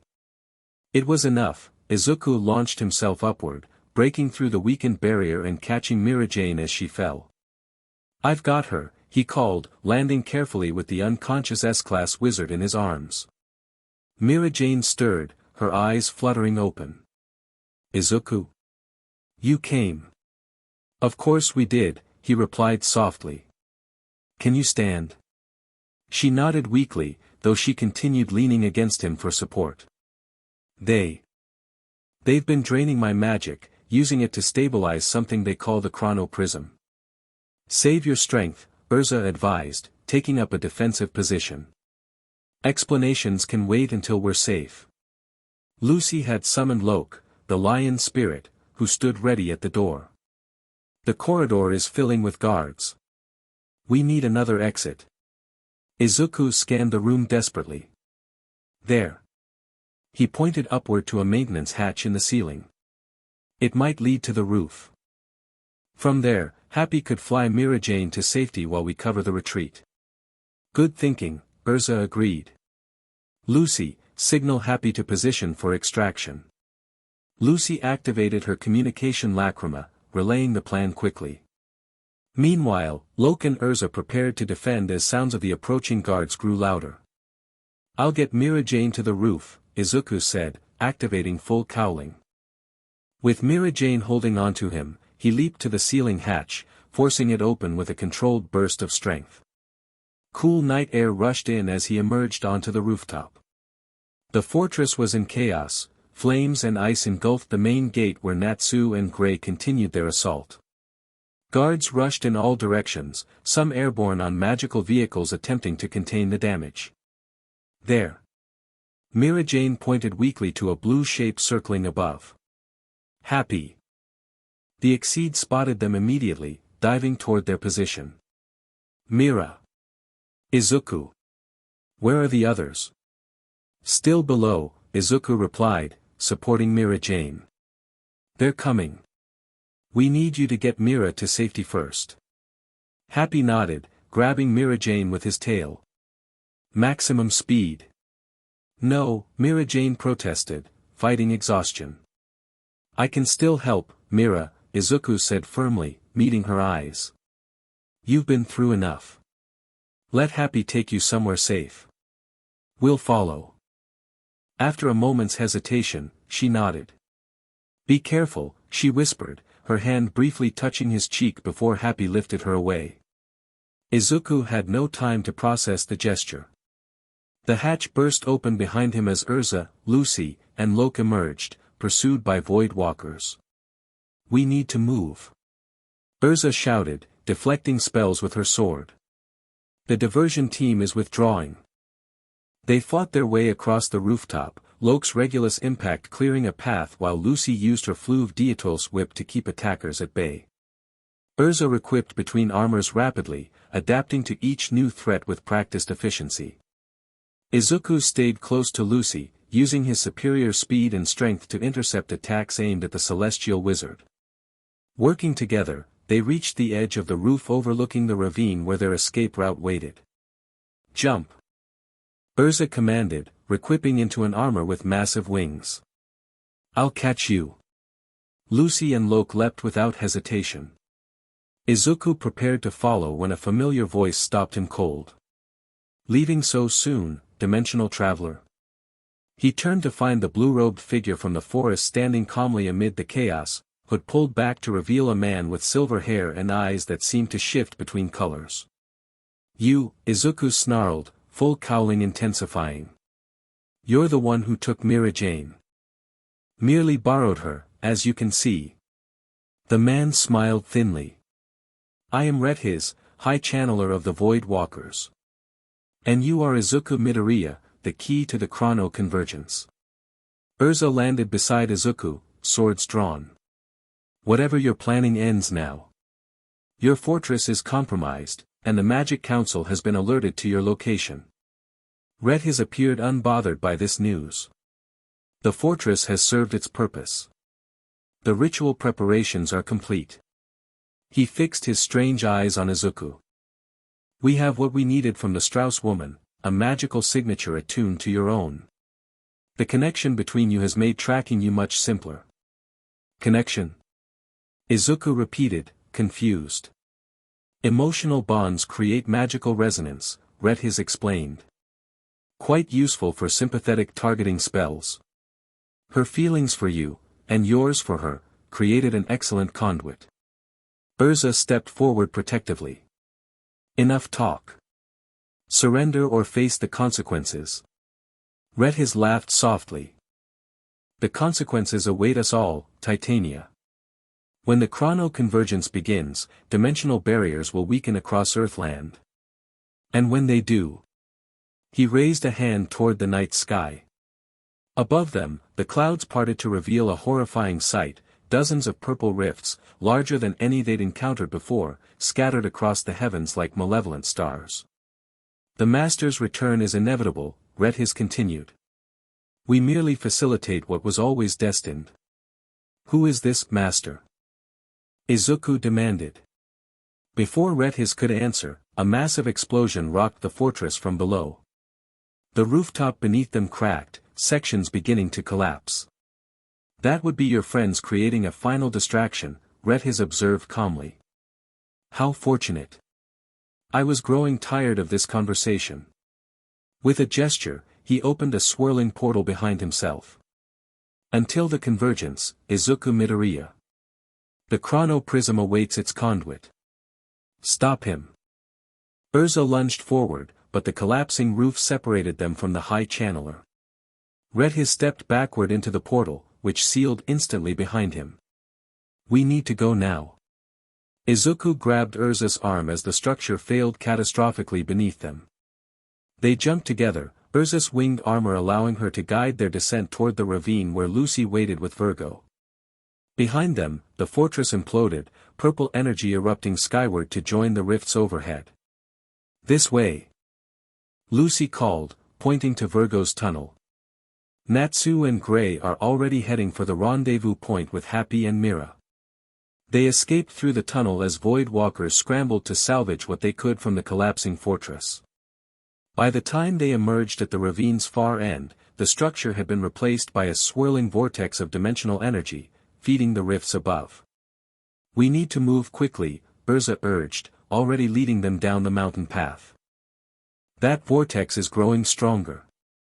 They ran through the night, eventually reaching the predetermined meeting point, a sheltered cave several miles from the fortress site. Inside, they found Natsu tending a small fire while Gray created ice packs for their various injuries. Mirajane rested on an improvised bed, looking pale but conscious.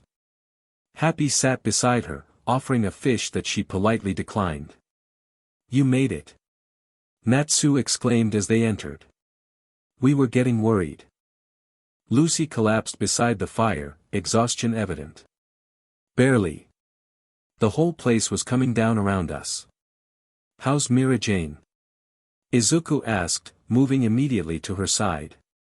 I'm okay, she answered, attempting to sit up. Just magically depleted. They were using my energy to stabilize something called the chrono prism, Izuku finished. Red has mentioned it. Gray looked up sharply. You met their leader. Erza nodded grimly, equipping to her standard armor to conserve energy. He escaped, but not before revealing parts of their plan. This chrono convergence involves weakening dimensional barriers across Earthland. For what purpose? Lucy asked. To facilitate someone's return, Izuku said, recalling Rithis' words.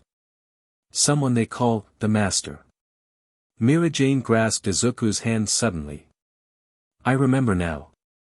While they were draining my magic, I overheard them talking. They serve an entity called Chronos, a being trapped between dimensions for centuries. The name sent a chill through the cave. Even Natsu looked serious.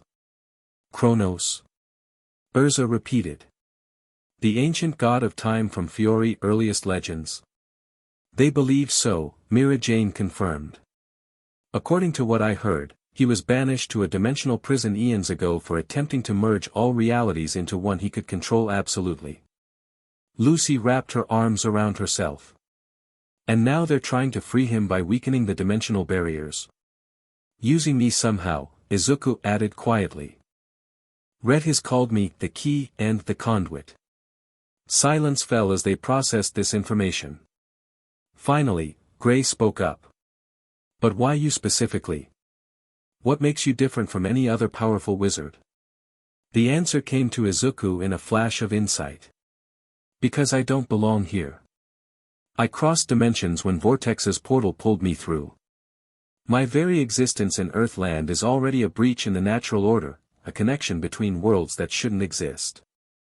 And one for all resonates with the rifts, Erza added thoughtfully. Creating a feedback loop that strengthens them. Mirajane struggled to sit up further, Izuku gently supporting her. They need you to activate the Chrono Prism, a device designed to shatter dimensional barriers completely. But it requires enormous power channeled by someone who exists simultaneously in multiple dimensional frequencies. Someone like me, Izuku concluded grimly. Natsu punched the cave wall in frustration. So what? We know their plan now, so we'll stop them. That's what Fairy Tail does. Despite the dire situation, Natsu's unwavering confidence brought small smiles to everyone's faces. His straightforward determination reminded Izuku of All Might's unfailing optimism in the face of overwhelming odds. Natsu's right, Izuku said, his resolve strengthening. Knowing their plan gives us an advantage. And we need to warn the Guild and the Magic Council immediately. Erza nodded, producing the emergency lacrima Makarov had provided. We should rest here until morning, then return to Magnolia with what we've learned. The Master will know how to proceed. They established a watch rotation for the night, with Izuku volunteering for first shift despite his exhaustion. As the others settled into uncomfortable but necessary rest, he stepped to the cave entrance, watching the distant vortex pulse ominously against the night sky. Soft footsteps alerted him to Mirajane's approach. She stood beside him, wrapped in a blanket Gray had provided. You should be resting, Izuku said gently. I've rested enough. She gazed at the swirling energy on the horizon. Besides, I wanted to thank you properly. For coming after me. We all did. Your family to them. Mirajane turned to study his face in the moonlight. And what am I to you, Izuku? The directness of her question caught him off guard. In the short time since his arrival in Earthland, Mirajane had become, what, exactly? A guild mate, certainly. A friend, absolutely. But the concern he'd felt when she was taken, the relief when they found her alive, those emotions suggested something deeper developing. Someone I couldn't bear to lose, he answered honestly. Someone important. Her expression softened, a small smile forming despite their circumstances. Red his wasn't wrong, you know. About the connection between us. I felt it growing even before they used it for their spell. Before Izuku could respond, another set of footsteps approached, Erza, coming to relieve him for the watch. You should both be resting, she said firmly, though her tone softened seeing Mirajane's condition. Especially you, Mira. Your magical energy is still dangerously low. Just getting some fresh air, Mirajane replied. But you're right. She touched Izuku's arm briefly. Good night. As she returned to the cave interior, Erza took her place beside Izuku. They stood in companionable silence for several minutes, watching the distant energy phenomenon. She cares for you deeply, Erza finally said, her voice matter-of-fact. I care for her too, Izuku admitted. And not just as a guild mate. Erza nodded, seemingly unsurprised. Mirajane has a generous heart. She's suffered much loss in her life, yet remains kind and optimistic. You share that quality. Another silence fell between them, though not uncomfortable. I should check the perimeter, Erza eventually said, but hesitated before moving away. Izuku, what Red has said about emotional bonds creating magical resonance. It applies to more than just you and Mirajane. With that cryptic statement, she walked away to continue her patrol, leaving Izuku to ponder her meaning as he finally sought his own rest inside the cave. Dawn brought clear skies that belied the magical catastrophe brewing. The team made good time down the mountain, reaching Blackridge by mid-morning. There, they hired a magical vehicle to transport them quickly back to Magnolia, with Gray and Natsu taking turns powering it through their magic despite Natsu's motion sickness. Mirajane's condition improved steadily as her magical energy replenished, though she remained weaker than normal. She sat between Erza and Izuku during the journey, occasionally leaning against one or the other when the road grew rough. The Magic Council will want detailed statements, Erza said as they neared Magnolia. We should prepare what to report. Everything, Izuku replied firmly. The Void Walkers, Chronos, the Chrono Prism, my connection to it all, they need the complete picture. Lucy looked concerned. But if they learn your presence strengthens the rifts. Then they'll know I'm cooperating fully to address the threat, Izuku finished. Hiding information would only make things worse. They arrived at the guild by late afternoon to find Makarov already in conference with Magic Council representatives. The atmosphere inside Fairy Tail was tense, with members gathered around a projection lacrima showing purple rifts appearing across Fiori. You've returned, Makarov said gravely as they entered. And with Mirajane, thank goodness. The council representatives, a stern woman with silver hair and a tall man with elaborate robes, turned their attention immediately to the team. Report, the woman commanded without preamble. Erza stepped forward, delivering a concise but comprehensive account of everything they discovered. When she reached the parts concerning Izuku's role in the Void Walker's plans, the council members exchanged significant looks. So you're the dimensional traveler, the male representative said, studying Izuku intently. And your magic resonates with these rifts? Izuku nodded, stepping forward. Yes. I came here accidentally, but it seems my presence is now being exploited by this dark guild. Exploited, or was it planned all along? The woman questioned sharply. This chrono-convergence began before your arrival. Perhaps your appearance here was not as accidental as you believe. Makarov frowned. Counselor Belno, are you suggesting Izuku is somehow complicit? I'm suggesting, Belno replied coldly, that coincidences rarely exist in matters of dimensional magic. If Kronos is indeed attempting to return, this young man's arrival may be part of a larger design. The implication hung heavily in the air until Izuku broke the silence. Whether my arrival was accident or design doesn't change our current situation. I'm here, the rifts are spreading, and the Void Walkers need me to complete their ritual. Those are the facts we need to address. The male counselor, introduced as Grand Doma, nodded approvingly. A practical perspective. What matters now is preventing this chrono prism from activating. Counselor Belno, please continue coordination with our Rune Knights to locate remaining Void Walker cells. And the Dimensional Traveler, she asked pointedly. Will remain under Fairy Tail's supervision, Makarov stated, his tone leaving no room for debate. As a member of my guild, he falls under my protection and responsibility. After further discussion of strategy and information sharing, the council representatives departed with promises of reinforcements for Magnolia's defense. The guild remained on high alert, with teams organized to investigate new rift appearances across Fiori. Izuku found himself in Makarov's office alongside Erza, Mirajane, and several other S-class wizards, including a man named Laxus whom Izuku hadn't met before, apparently Makarov's grandson and one of the guild's strongest members. The situation is worse than we initially feared, Makarov began, activating a three-dimensional projection of Fiori with glowing points representing rift locations. The pattern is nearly complete.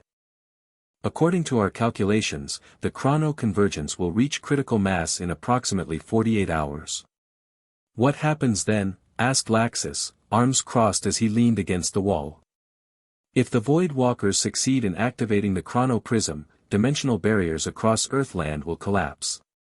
The consequences would be catastrophic, different realities bleeding into one another, magical laws breaking down, possibly the complete destruction of our world as we know it. The room fell silent as everyone processed this information. So we find the prism and destroy it, Laxus said simply. Problem solved. It's not that straightforward, Mirajane interjected. From what I overheard during my captivity, the prism isn't a physical object you can smash. It's a complex magical construct that exists partially between dimensions. Which is why they need me to activate it, Izuku added. My unique dimensional frequency lets me interact with it fully. Makarov nodded gravely. Precisely. And thanks to their ritual using Mirajane's magic, they can now track Izuku anywhere in Fiori. So I'm a liability, Izuku concluded. As long as I'm here, they can find me and force me to activate the prism. Not necessarily, Erza countered. If they need you specifically, that gives us an advantage. We control when and where the confrontation happens. Laxus pushed away from the wall. She's right. We set the terms of engagement. Draw them out somewhere we can eliminate them all at once. With Izuku as bait, Mirajane said, concern evident. That's too dangerous. I'll do it, Izuku stated firmly. If it's the best chance to stop them, I'll do whatever it takes. Makarov studied him thoughtfully before sighing. Your courage is admirable, but there's another option we haven't discussed. He met Izuku's eyes directly. Sending you back to your own dimension. The suggestion landed like a physical blow. Return home? After everything that had happened? Izuku found himself speechless, caught between longing for his world and commitment to protecting his new friends. Is that even possible? Erza asked quietly. Potentially, Makarov replied. Levy and our research team believe the original rift that brought Izuku here could be reopened temporarily. If he were to return to his dimension, the Void Walkers would lose their conduit. The chrono prism would remain dormant. But the rifts would continue to spread, Mirajane pointed out. Just more slowly. Yes, but it would buy us time to develop a more permanent solution. All eyes turned to Izuku, waiting for his response.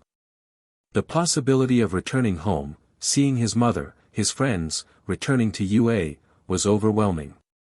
Yet the thought of abandoning Fairy Tail when they needed him most felt wrong on a fundamental level. I need to think about this, he finally said. But whatever decision we make, it needs to happen quickly. We don't have much time. Makarov nodded understanding. Take tonight to consider. We'll reconvene tomorrow morning to finalize our strategy. He addressed the entire room. Until then, rest and prepare. The battle ahead will test us all. As the meeting dispersed, Izuku found himself walking between Erza and Mirajane through the guild hall. Members looked up at their passage, offering encouraging words and determined nods. Despite only knowing these people for a short time, Izuku felt connected to them in a way that transcended mere guild membership. You don't have to decide immediately, Erza said as they reached the guild doors. Though I understand if returning home is what you want. We all do, Mirajane added softly. No one would blame you for choosing to go back where you belong. Izuku stopped, turning to face them both. That's just it, I'm not sure where I belong anymore. My life in UA. Becoming a hero, that was everything to me. But here, with Fairy Tail, with both of you. He struggled to articulate the complex emotions. I found something I didn't know I was missing. The three stood in momentary silence, the weight of unspoken feelings hanging between them. Finally, Erza spoke. Whatever you decide, know that you've earned a place here. Fairy Tail will always be your home, even if duty calls you elsewhere. And some bonds, Mirajane added, her blue eyes meeting his, transcend dimensions. That evening, Izuku sat alone on a hill overlooking Magnolia, watching the stars emerge while distant purple rifts flickered ominously on the horizon. The decision before him seemed impossible: return to his responsibilities as the ninth wielder of One for All, or stay to help Fairy Tail face a threat he'd unwittingly become central to. And beyond the practical considerations lay emotional ones he couldn't ignore.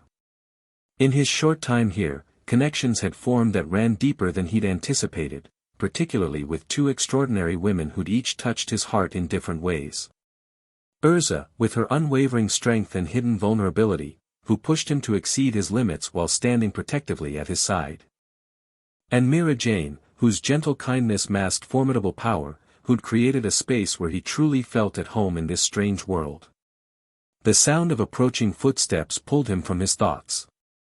Turning, he found both women climbing the hill toward him, as if his musings had somehow summoned them.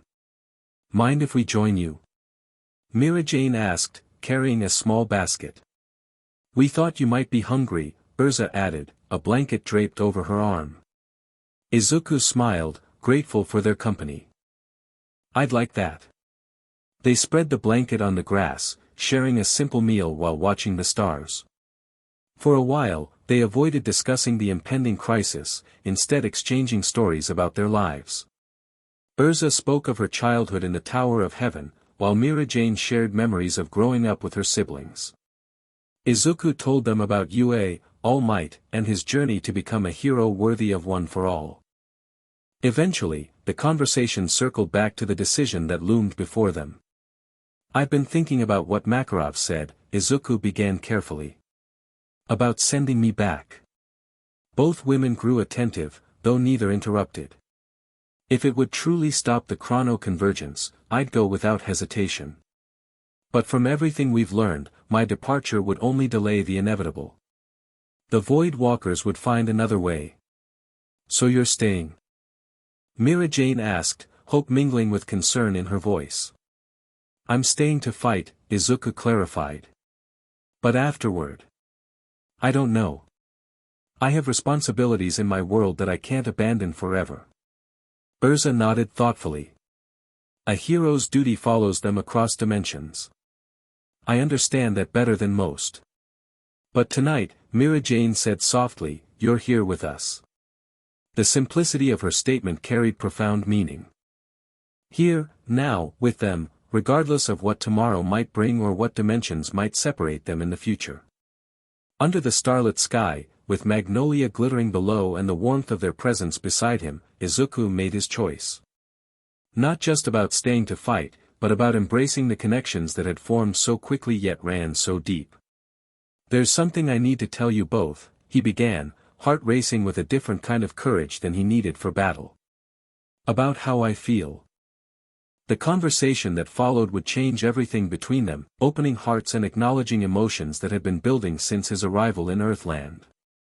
By the time they returned to Fairy Tail to prepare for the coming battle, 3 lives had become intertwined in ways that transcended ordinary bonds. Whatever the Void Walkers planned, whatever Kronos intended for the dimensions, they would face it together. Dawn broke with ominous purple light filtering through the rifts that now dominated Magnolia's sky. Fairy Tail mobilized with military precision, teams deploying to strategic locations, defenses erected around the guild hall, communication lacrimas distributed to coordinate their response. Izuku stood in Makarov's office alongside the guild's strongest members, reviewing the final plan. "The Void Walkers will make their move today," Makarov explained, pointing to a map where magical energies converged. "Our intelligence suggests they've established a ritual site here, at the ruins of Era, the former Magic Council headquarters." "Symbolically powerful," Erza noted. "The place where magical law was once maintained, now the site of its potential destruction." Levi, who had barely slept for days researching dimensional magic, indicated complex diagrams spread across the table.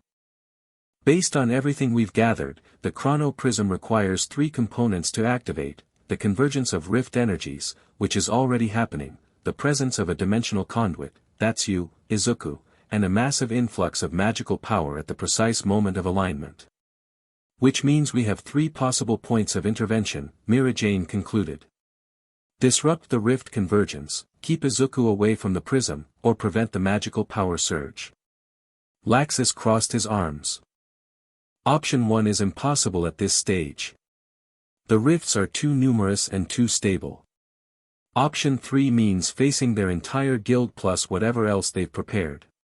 Which leaves option 2, Izuku said. Keep me away from Era. Precisely, Makarov nodded. But with an important modification.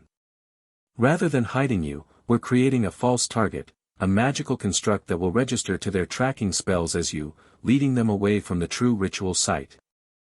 Fried Justine, a rune mage Izuku had met during the preparations, stepped forward. I've developed a complex illusion using samples of your magical signature. Combined with Levy's dimensional equations, it should fool their detection systems temporarily. Meanwhile, Erza continued, the real Izuku will infiltrate Era with a small team to sabotage the chrono prism directly. If we time it correctly, we can catch them off guard when they realize their target isn't where they expected. The plan was elegant but dangerous. Izuku would lead a strike team consisting of Erza, Mirajane, Natsu, and Lucy, entering Era through underground passages while the bulk of Fairy Tail's forces engaged the Void Walkers at the decoy location. Gajiel, Gray, and Juvia would escort the magical construct, creating a convincing battle to maintain the deception. The most critical phase is the timing, Makarov emphasized. Once the Void Walkers realize they've been tricked, they'll return to Era immediately. You'll have perhaps 15 minutes to locate and disable the prism before facing their full force. Izuku nodded, studying the maps of Era's underground complex. We can do it. With Natsu's nose and my ability to sense the rift energy, we should find the prism quickly. What about Rethis? Mirajane asked. And this Chronos they serve? Makarov's expression darkened. Leave Rethis to me. As for Chronos. If the legends are accurate, we must prevent his return at all costs. Even a partial manifestation would be catastrophic. Final preparations proceeded rapidly. Fried completed the magical construct, an uncanny duplicate that mimicked Izuku's energy signature perfectly. Communication strategies were established, emergency protocols reviewed, and last-minute equipment distributed. As guild members moved to their assigned positions, Izuku found a moment alone with Erza and Mirajane in a quiet corner of the guild hall. Whatever happens today, he began, I want you both to know, save it for after we win, Erza interrupted, though her expression softened the command. We made our feelings clear last night. Now we fight for our future together.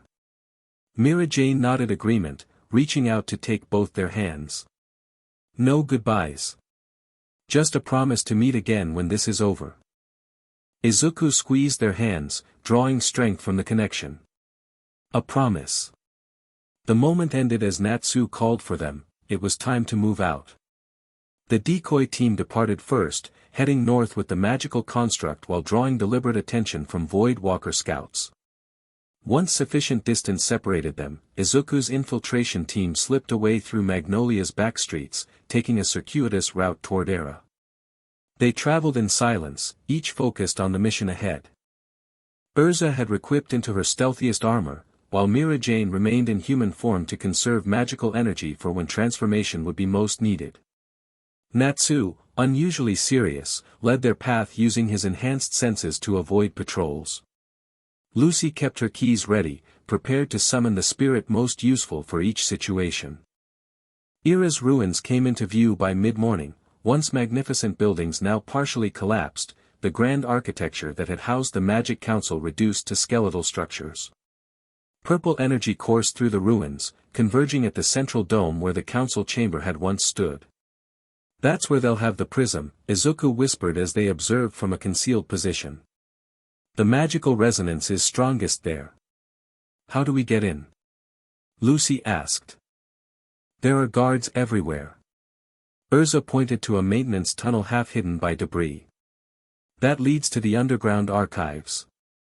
From there, we can access the central chamber. They moved silently, Erza dispatching the 2 guards at the tunnel entrance before they could raise an alarm. Inside, the passage was dark and narrow, requiring them to proceed single file. "The air smells wrong," Natsu muttered as they descended deeper. "Like something dead but still moving." The tunnel eventually opened into a vast underground library, the legendary archives of Era, where the Magic Council had stored dangerous knowledge for centuries. Now, the towering bookshelves lay toppled, ancient tomes scattered across the floor. More disturbing were the strange symbols painted on the remaining walls, complex runes that seemed to shift when viewed directly. "Chronos script," Mirajane whispered. "Ancient magic from before recorded history." They moved cautiously through the desecrated archives, following Izuku's sense of the dimensional energy.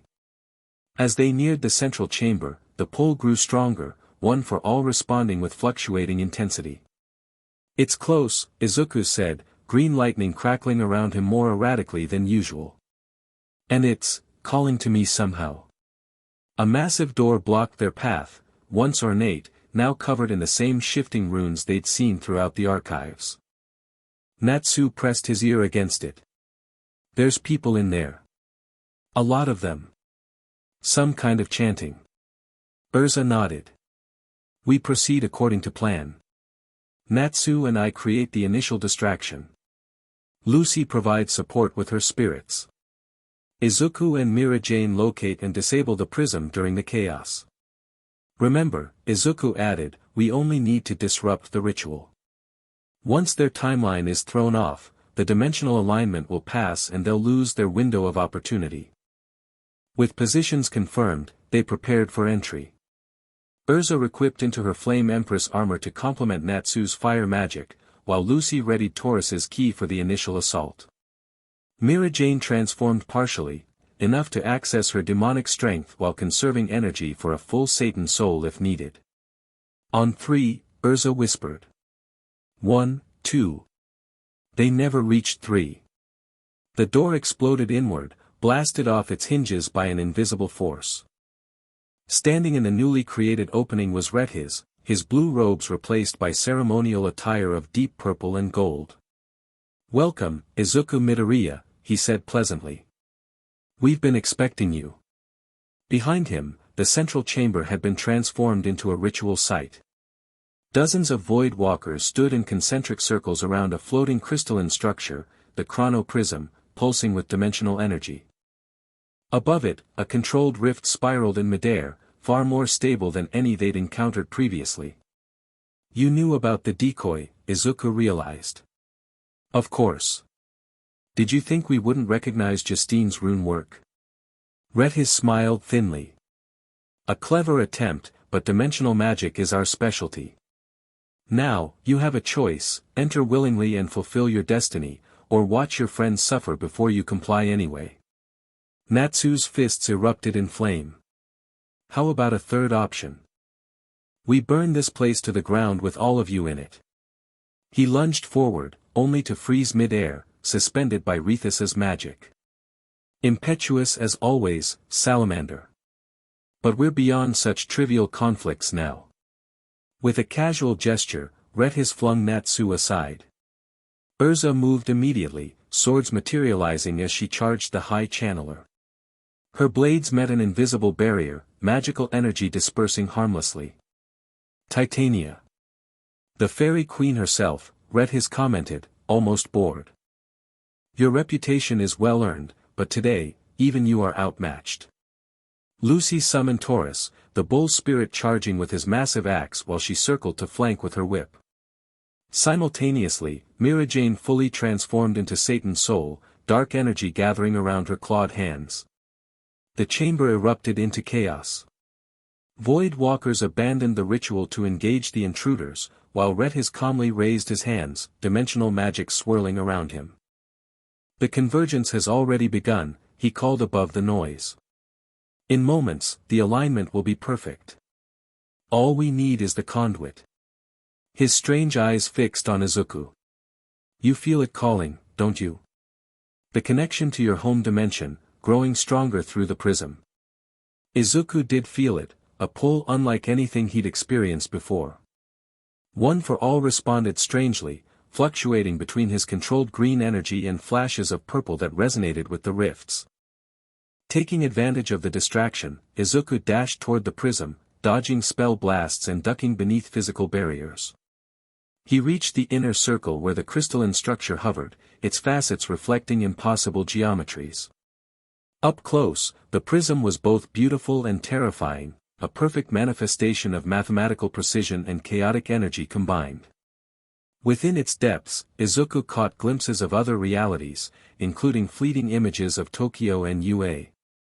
"You see it now," Rithus's voice came from directly behind him. "The bridge between worlds. Touch it, Izuku Midoriya. Complete the circuit. Bring order to dimensional chaos." Izuku turned to face the High Channeler. "Order? You're trying to destroy the boundaries between dimensions. Not destroy, transcend. Kronos understands what lesser beings cannot. Reality is meant to be fluid, not rigid. The artificial separations between dimensions cause more harm than good." Red his gestured to the battle raging around them. "Your friends fight because they don't understand. But you can. You exist in multiple dimensional frequencies simultaneously. You're already part of something greater." For a moment, doubt crept into Izuku's mind. What if Redhis was right? What if dimensional separation was unnatural? The prism showed him glimpses of home, his mother, All Might, his classmates, all seemingly within reach. A cry of pain cut through his thoughts. Mirajane had been struck by a powerful spell, her Satan soul flickering as she crashed into a pillar. Erza battled desperately against overwhelming odds, while Natsu and Lucy fought back-to-back against a circle of void walkers. Reality reasserted itself. Whatever philosophical arguments might exist about dimensional boundaries, the void walkers' methods, kidnapping, forced magical extraction, violence, revealed their true nature. "You're wrong," Izuku said firmly, full cowling stabilizing around him in pure green energy. "Maybe dimensions are meant to be separate, maybe not. But I know forcing change through destruction isn't the answer." Rithus's expression hardened. "Then you leave us no choice but to proceed without your cooperation." He made a complex gesture, and golden chains, similar to those that had bound Mirajane during her capture, materialized around Izuku. Unlike before, these chains seemed to phase partially through him, binding not just his body but something deeper. "Dimensional anchors," Redhis explained. "They won't restrain you physically, but they prevent you from leaving this plane of existence." Now, the final component. The High Channeler produced a familiar crystal vial, the one he had filled with rift energy during their first encounter in the forest. Pure dimensional flux. When combined with the prism and your unique frequency. He smiled coldly. "Well, willing or not, you'll serve as our conduit." Izuku struggled against the dimensional chains, finding them impossible to break through conventional means. One for All raged within him, seeking escape but finding none. Across the chamber, Mirajane had recovered enough to rejoin the battle. She fought her way toward Izuku, shifting between different Satan soul forms to counter various attacks.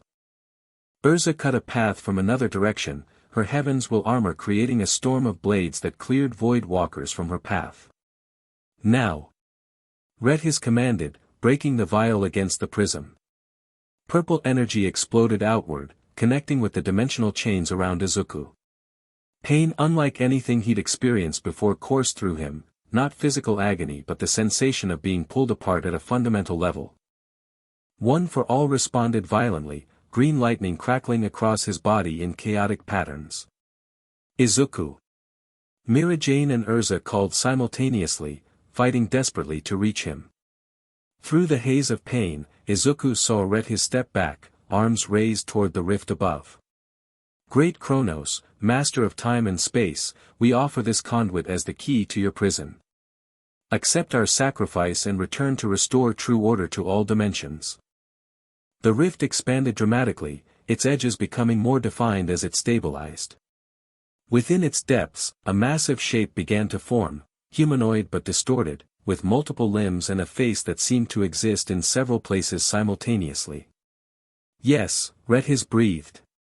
He comes. Izuku fought through the pain, focusing on what Levi had explained about dimensional magic. The prism acted as an amplifier, the chains as conductors. If he could disrupt either. An idea formed. If the chains bound him to this dimension specifically, perhaps pushing beyond his current limits might create enough dimensional distortion to break them. Drawing on everything he had, Izuku forced one for all beyond his previous thresholds, 60%, 70, 80, far beyond what he could safely control. Green lightning became a storm around him, the pain of overexertion joining the dimensional agony. What are you doing? Redhiz demanded, sensing the change. Stop. Izuku pushed further, reaching for the connection to previous wielders that had occasionally manifested in moments of extreme need. Help me, he whispered to them, wherever they might exist in the dimensional spectrum. One for all responded. Golden energy joined the green, manifesting as ghostly figures around him, the silhouettes of previous users adding their strength to his. With their combined power, he channeled everything into a single, focused burst. United States of Smash. The dimensional chains shattered. Simultaneously, the energy backlashed into the prism, destabilizing its carefully calibrated structure. Cracks appeared across its crystalline surface, purple light spilling through them. No! Redhiz screamed. The alignment. We need more time. Freed from the chains, Izuku collapsed to his knees, body trembling from the strain of pushing one for all so far beyond his limits. Through blurred vision, he saw Erza and Mirajane finally break through to his position, standing protectively over him as void walkers converged. It's over, Redhiz, Erza declared, swords leveled at the High Channeler. The prism is failing. Indeed, the cracks were spreading rapidly across the crystal structure. Above, the rift fluctuated wildly, the half-formed shape within it distorting and fragmenting. Redhiz looked from the failing prism to the unstable rift, calculation replacing panic in his expression. Not over. Merely, adjusted. With blinding speed, he lunged not toward Izuku but toward Mirajane, hands glowing with dimensional energy. If the conduit won't cooperate, perhaps emotional leverage will suffice. Erza intercepted him, her blade meeting his magic in a shower of energy. You will not touch her. They clashed violently, Redhiz's dimensional magic against Erza's masterful swordsmanship. Despite her skill, the High Channeler's power was overwhelming, drawn directly from the destabilizing rift above. Mirajane transformed into her strongest Satan soul form, Citri, joining Erza in the assault. Together, they pressed Redhiz back, their coordinated attacks forcing him on the defensive. Meanwhile, the chamber began to collapse as the prism's instability spread to the surrounding structure. Natsu and Lucy worked to clear an escape route, with Natsu's flames blasting through debris and Lucy's spirits helping gild void walkers who had surrendered. We need to leave now. Lucy called. This whole place is coming down. Izuku struggled to his feet, determined to help despite his condition. The partially destroyed prism continued to pulse with energy, each flare more violent than the last. Something was wrong, rather than simply failing, it seemed to be building toward catastrophic collapse. The prism, he gasped. It's going to explode. The dimensional energy has nowhere to go. Redhiz, hearing this, laughed bitterly even as he continued fighting Erza and Mirajane. You've merely changed the nature of the catastrophe, not prevented it. When the prism detonates, it will tear reality apart in an uncontrolled manner instead of the controlled merger we planned. How do we stop it? Erza demanded, her sword at Redhiz's throat. The High Channeler smiled. You can't. Unless. His strange eyes fixed on Izuku. Unless the conduit redirects the energy back through himself. A living dimensional regulator. What would that do to Izuku? Mirajane asked, her demonic form radiating protective fury.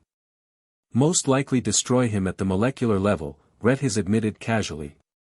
But save your precious dimensional boundaries. A hero's sacrifice, wouldn't you say? Before anyone could respond, the chamber shook violently.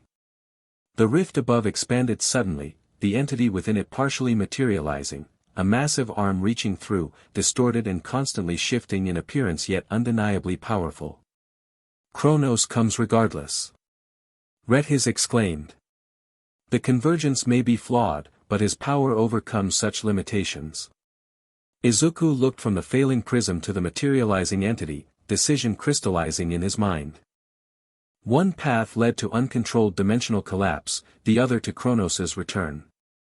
Both unacceptable. There was a third option. Erza, Mira, he called, drawing their attention. I need you to trust me. Understanding dawned in their eyes, they knew him well enough now to recognize his intent. There must be another way, Mirajane said, anguish clear despite her demonic form. If you do this, Erza added, you may not survive. Izuku nodded, already channeling what remained of his strength. I know. But I can redirect the energy, not through me, but back into the rift itself. If I time it right, it should collapse both the prism and Kronos' manifestation simultaneously. Redhiz, hearing this plan, struggled against Erza's hold. You fool. The dimensional backlash will tear you apart. And without proper calibration, you could be flung anywhere across the multiverse. Maybe, Izuku acknowledged. But it will stop Kronos and save this world. He met Erza and Mirajane's eyes one last time. Get everyone out. Please. They hesitated only briefly before nodding. Both understood sacrifice, had made their own in the past, would make more in the future. It was the nature of heroes, regardless of which world they called home. We'll clear the way, Erza said firmly. Lucy, Natsu, everyone out now. Evacuation protocol. As they organized the retreat, securing Redhiz and the remaining Void Walkers, Izuku approached the destabilizing prism. One for All flickered weakly after his earlier exertion, but he had enough left for what needed to be done. The crystalline structure pulsed chaotically, energy building toward critical mass. Above, Kronos' manifestation grew more substantial with each passing second, multiple limbs now extending through the rift as reality buckled around it. Izuku placed his hands against the prism's fractured surface, feeling the dimensional energy connect instantly with One for All. Pain returned tenfold as his quirk once again resonated with the rifts, creating the circuit Redhiz had intended, but with a crucial difference. Instead of channeling the energy to facilitate Kronos' return, Izuku directed it upward toward the entity itself. The difficulty was immense, like trying to reverse a waterfall with his bare hands. But One for All had always been about overcoming the impossible. Detroit. Smash. With everything he had left, Izuku forced the dimensional energy back through the rift directly into Kronos. The entity recoiled, its partially materialized form contorting as its own power was used against it. The rift destabilized rapidly, edges fraying as Kronos was forced back into the dimensional void. The prism shattered completely, fragments dissolving into pure energy that Izuku continued to redirect. The process consumed him entirely, his body glowing with combined green and purple light as he became the conduit Redhiz had intended, but for salvation rather than destruction. From the chamber entrance, Erza and Mirajane watched in horror and pride as Izuku's form began to fade, becoming translucent as the dimensional energies coursed through him. Izuku. Mirajane called, starting forward only to be held back by Erza. We can't help him this way, Erza said, though tears formed in her eyes. We honor his choice by ensuring everyone else escapes. As the last Void Walkers and their own team members cleared the chamber, they remained at the threshold, unwilling to leave completely while Izuku still stood. The young hero was barely visible now, his form little more than a silhouette of green lightning and purple dimensional energy. The rift above contracted violently, Kronos' manifestation disintegrating back into the void between dimensions. In a final surge of power, the prism's remaining energy exploded outward. Izuku's form vanished entirely, and a shockwave of dimensional force blasted through the chamber. Erza pulled Mirajane into the corridor as debris rained down, the entire structure collapsing behind them.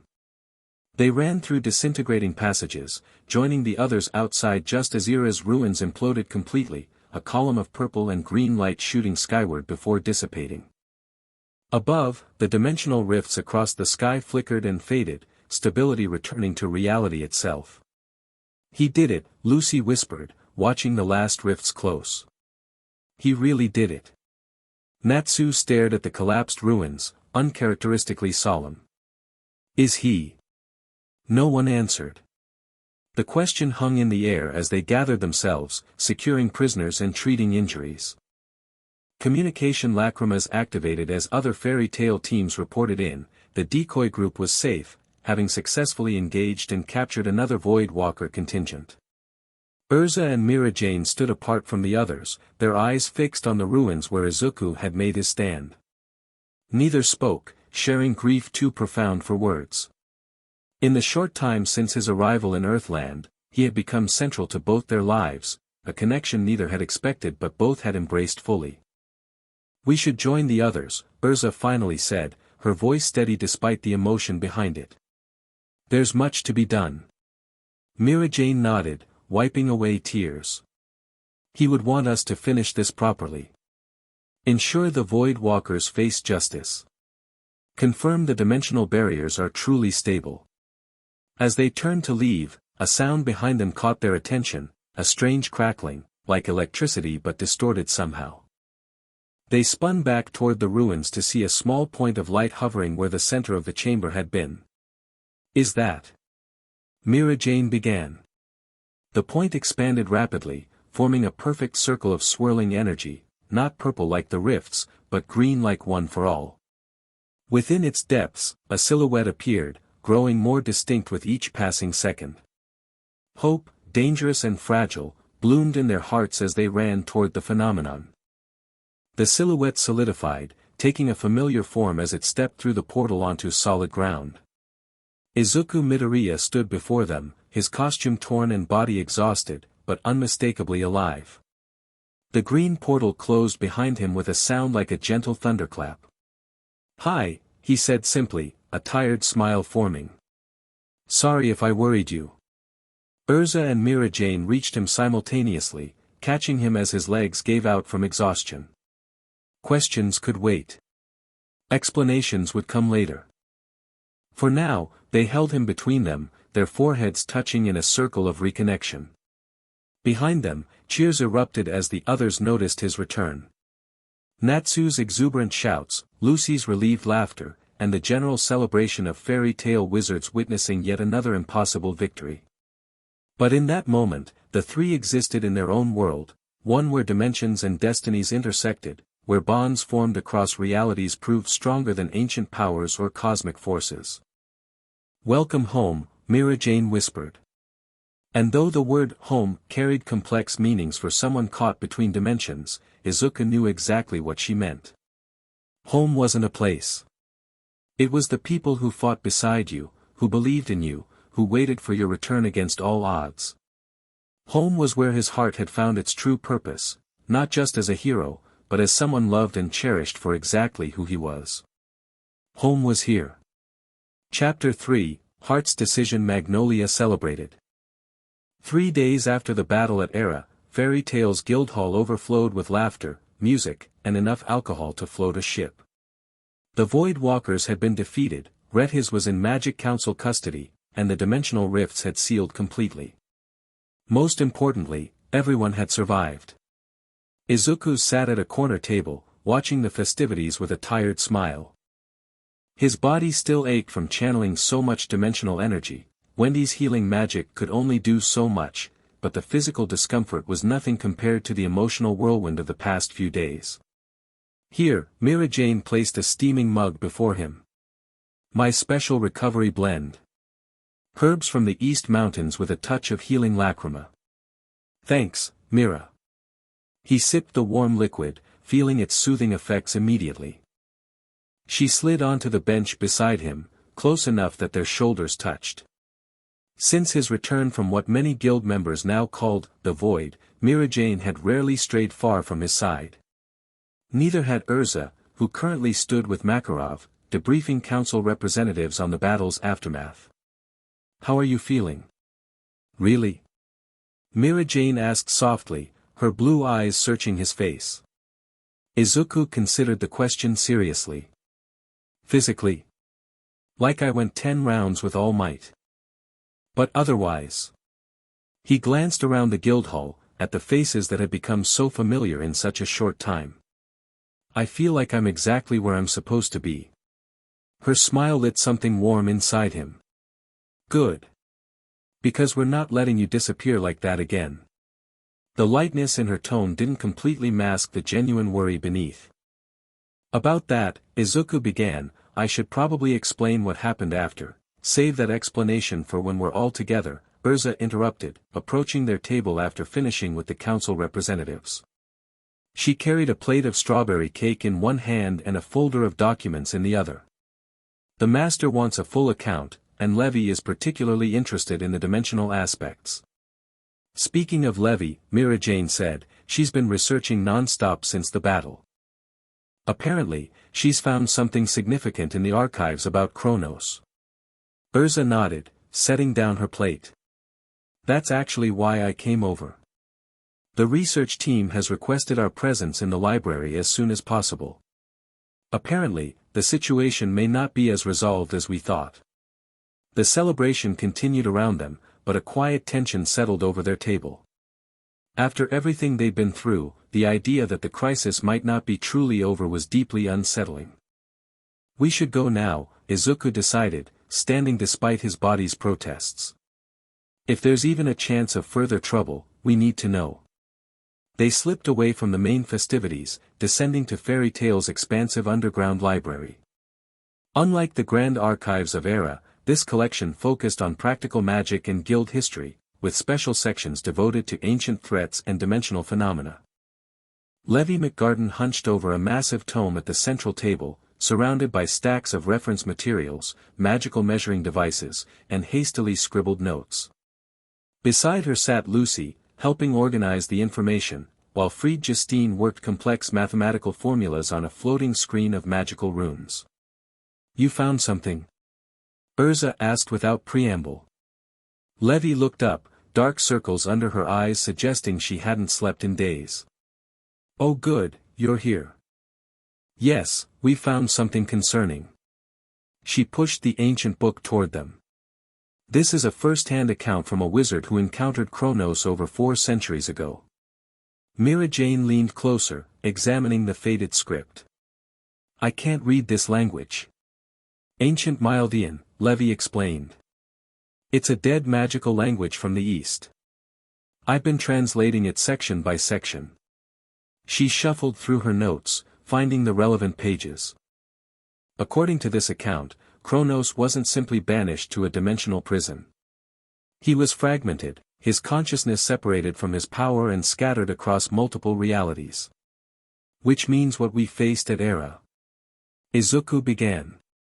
"Was only a partial manifestation," Fried finished grimly. "Specifically, a portion of his consciousness attempting to reconnect with his power."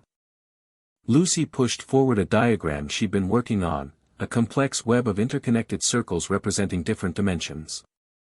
"The theory is that Kronos exists simultaneously in multiple realities, but cannot fully materialize in any single one without a proper anchor point."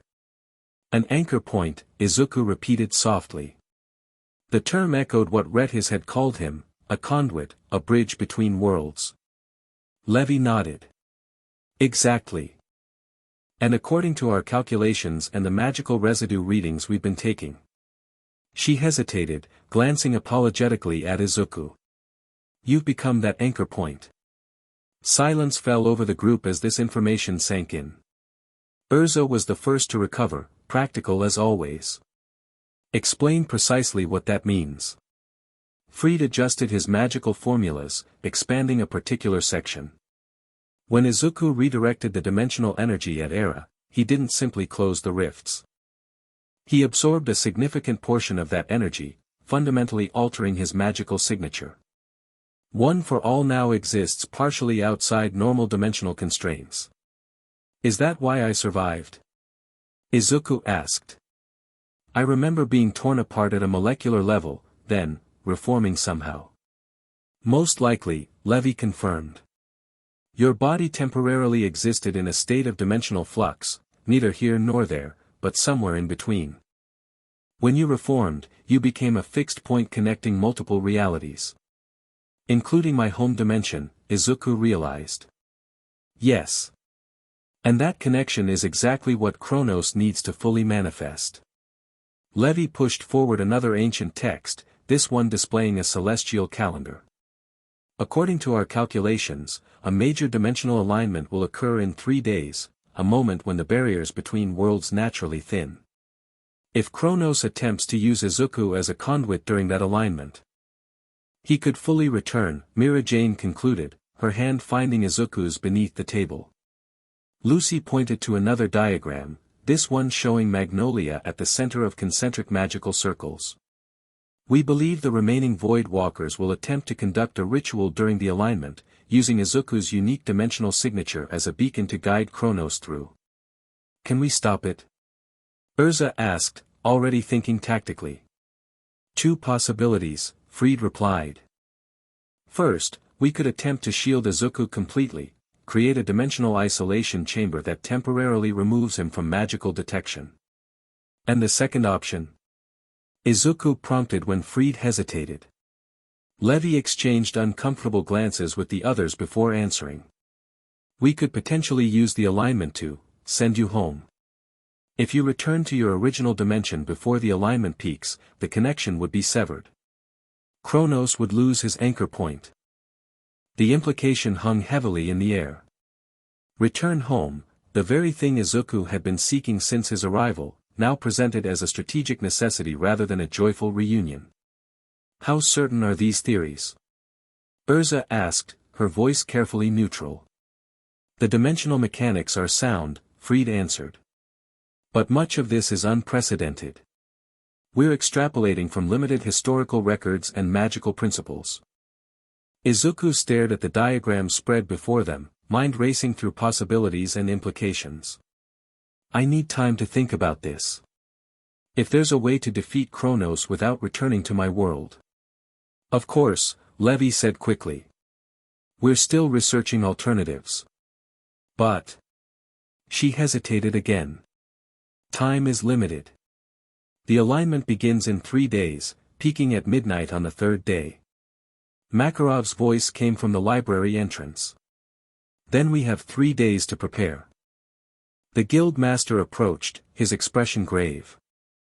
I sensed you'd discovered something troubling. Share everything you found with me, then get some rest. Tomorrow, we begin preparations for either possibility.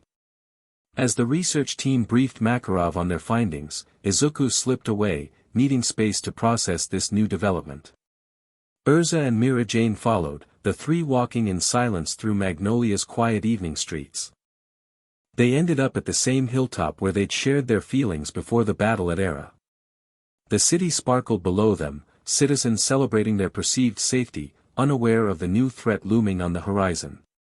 So, Izuku finally said, breaking the silence. I might have to leave. You might choose to leave, Erza corrected gently. There's a difference. Is there? If staying means risking Chronos' return. Mirajane sat beside him on the grass. There's always another way.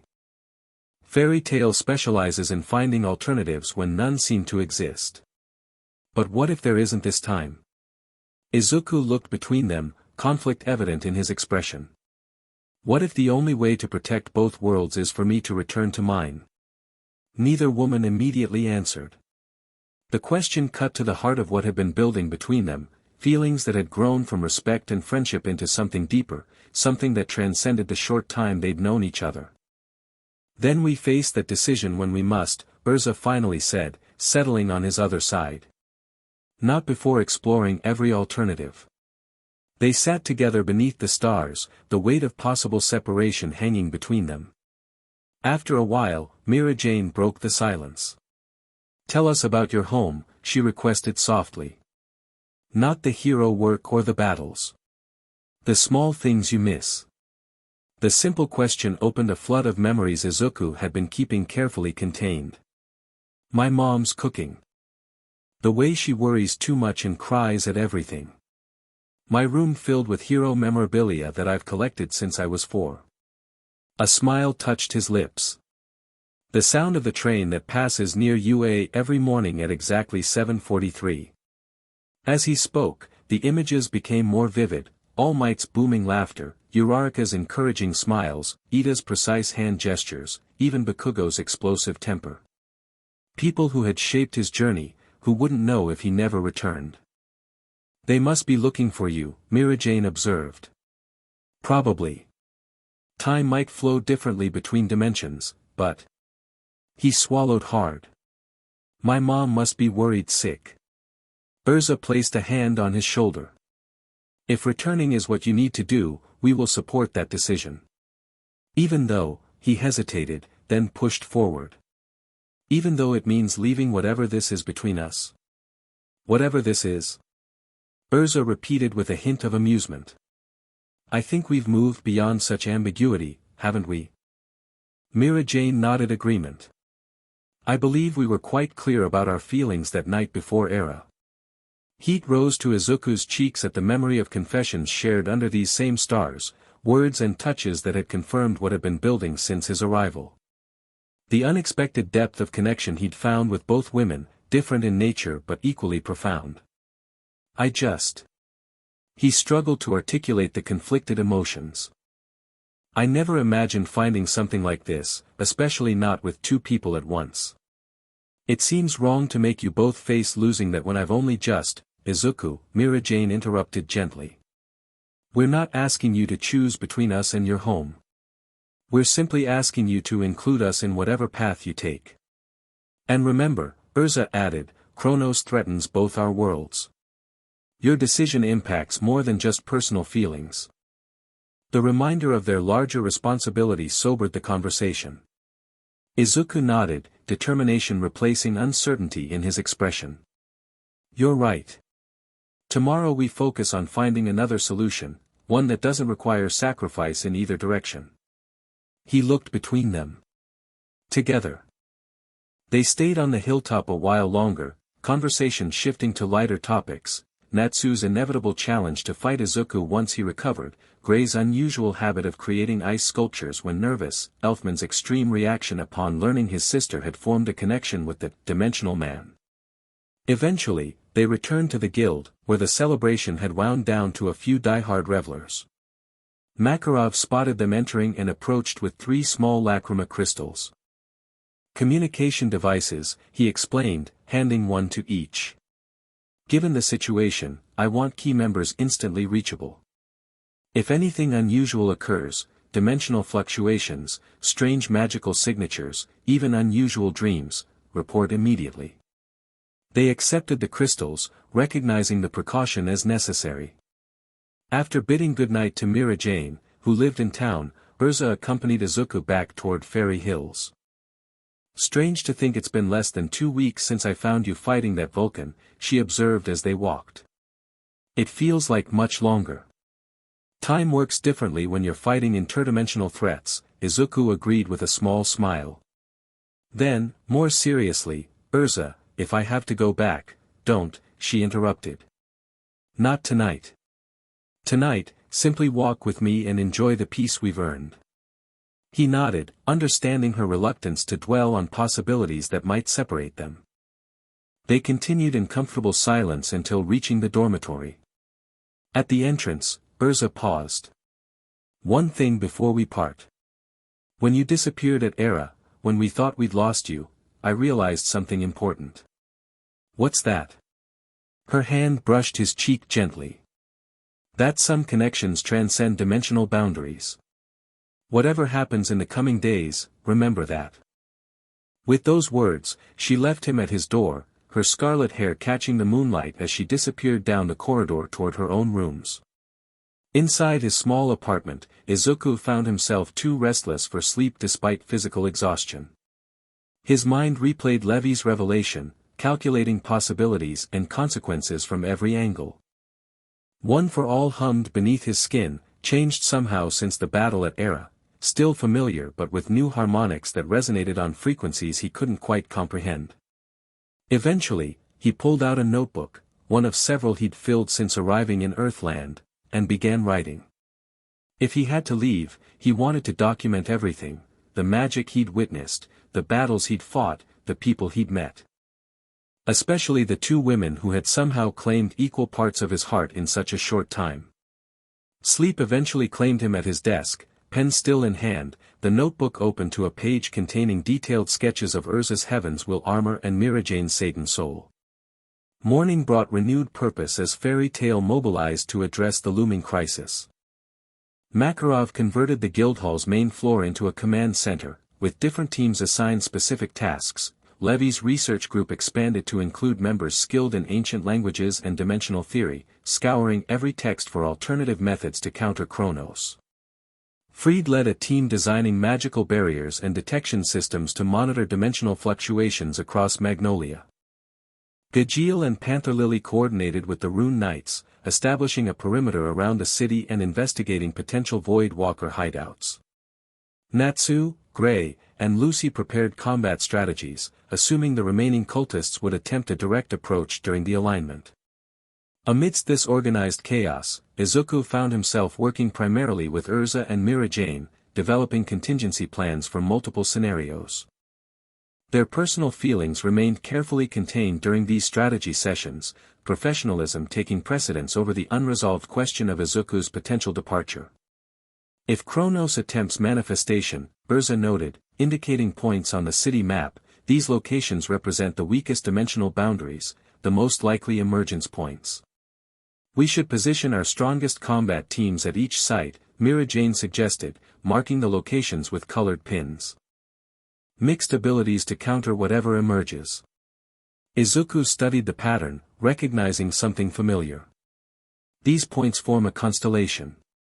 Look, he connected them with lines on the map, revealing a shape that matched one of the ancient symbols from the Era ritual chamber. The mark of Kronos, confirmed Makarov, who had approached unnoticed. The pattern his power naturally creates when attempting to cross dimensional barriers. Good catch, my boy. Does that help us? Mirajane asked hopefully. Makarov stroked his mustache thoughtfully. Perhaps. If we know where he's likely to attempt crossing, we can prepare accordingly. But remember, his eyes fixed on Izuku, according to Levi's research, Kronos needs you specifically as the anchor point. These locations mean nothing without your presence. Which is why the isolation chamber might be our best option, Erza concluded. Remove Izuku from the equation entirely during the alignment. Assuming it works, Izuku added. Dimensional isolation on this scale has never been tested, right? Indeed, Makarov acknowledged. Fried believes it's theoretically possible, but the magical requirements are enormous. We'd need to channel the entire guild's power simultaneously to maintain it for the duration of the alignment. Izuku considered this, unconsciously channeling a low percentage of one for all as he thought, a habit that had become more pronounced since Era. Green lightning flickered briefly around his fingers, now occasionally interspersed with flashes of purple. And the alternative? Opening a portal to my world. Makarov's expression grew more serious. More straightforward, but with its own risks. The original rift site has maintained a dimensional scar that could be reopened temporarily. But doing so during an alignment creates unpredictable variables. You might return exactly where you left, or elsewhere. The implications hung in the air. Return home, but possibly to the wrong place or time, with no guarantee of finding his way back to either world afterward. Their planning continued through the morning, interrupted occasionally by updates from various teams. By midday, Levi approached with what appeared to be a breakthrough. We found something, she announced, spreading ancient scrolls across their table. A historical account of a previous attempt to bind Kronos. According to this text, the ancient Mildians developed a spell specifically designed to counter his dimensional manipulation. Hope flickered through the group as Levi continued. The spell creates what they called a dimensional anchor chain, essentially binding a powerful entity to a single reality, preventing cross-dimensional movement. That sounds promising, Mirajane said cautiously. What's the catch? Levi's excitement dimmed slightly. Two significant issues. First, the spell requires immense magical power, more than even our entire guild combined might produce. Second, it must be cast from within the dimensional rift itself, at the exact moment Kronos attempts to cross. So we'd need someone to enter the rift during the alignment, Erza summarized. While simultaneously channeling enough magical energy to power this ancient spell. Basically impossible, Lucy concluded from behind Levi, where she'd been following with additional research materials. Not necessarily, Izuku said quietly, a plan already forming. One for all might be enough. Especially now that it's been altered by the dimensional energy I absorbed. All eyes turned to him, concern evident on every face. You can't be serious, Mirajane protested. Entering a dimensional rift during alignment. That's suicide. Not if we prepare properly, Izuku countered. My quirk, my magic, already exists partially outside normal dimensional constraints, according to Freed. And I've already survived one complete dimensional dissolution and reformation. Makarov studied him thoughtfully. Theoretically possible, but extraordinarily dangerous. We'd need to calculate the exact power requirements and create a tether to pull you back afterward. And if it fails? Erza asked quietly. If you become trapped between dimensions like Kronos himself? Izuku met her gaze steadily. Then at least both worlds would be safe. The discussion might have continued indefinitely if not for a sudden commotion at the guild entrance. Gajiel burst in, dragging a struggling figure in Voidwalker robes. Found this one setting up ritual markers at the south gate, the Iron Dragon Slayer announced, throwing the cultist roughly to the floor before Makarov. Figured you'd want first crack at questioning. The captive, a young woman with silver white hair and unusual golden eyes, glared defiantly despite her restraints. Your interrogation is pointless. The Great Merger cannot be stopped. The Great Merger. Makarov repeated, his diminutive stature belying the power in his voice. Explain this term. The cultist's eyes fixed on Izuku with unsettling intensity. The conduit knows. He carries the touch of Kronos within him now. A chill ran down Izuku's spine at her words. Since Era, he'd occasionally felt something foreign within One for All, a presence or energy that didn't belong to any previous wielder. Stepping forward, he addressed the cultist directly. What exactly is the Great Merger? What does Kronos actually want? Something like religious fervor lit her golden eyes. The restoration of true reality. Before the dimensions were artificially separated, all existed as one unified whole. Kronos seeks only to correct ancient meddling, to bring harmony where discord now reigns. By destroying existing worlds in the process, Erza interjected coldly. The cultist smiled. You cannot destroy what was never meant to exist separately. Your world is merely a fragment of a greater whole. The conduit understands, he exists in the spaces between, feels the pull of true unity. Makarov signaled to Gajiel. Take her to the secure chamber. Full magical suppression. We'll continue this interrogation more privately. As Gajiel dragged the still smiling cultist away, an uncomfortable silence fell over the guild hall. The woman's words had struck uncomfortably close to what Izuku had been experiencing, sensations and awareness that extended beyond normal perception since his reconstitution after Era. Is she right? Lucy asked hesitantly. About you feeling something? Izuku hesitated, then nodded reluctantly. Not Kronos specifically, but something has changed with One for All. I can sense echoes, I guess. Like standing in a room where conversations are happening behind multiple doors, catching fragments but never whole sentences. Dimensional bleed-through, Levy theorized. Your magical signature is picking up resonances from adjacent realities. Mirajane's expression grew concerned. Is it dangerous? Could Kronos be influencing you somehow? I don't think so, Izuku answered, though not entirely confidently. It feels more like enhanced awareness than external control. Though sometimes when I sleep. He trailed off, unsure how to describe the strange dreams that had plagued him since Era, visions of endless hallways connecting countless worlds, all converging toward a central point of light. Erza placed a hand on his shoulder, grounding him. Whatever's happening, we'll face it together.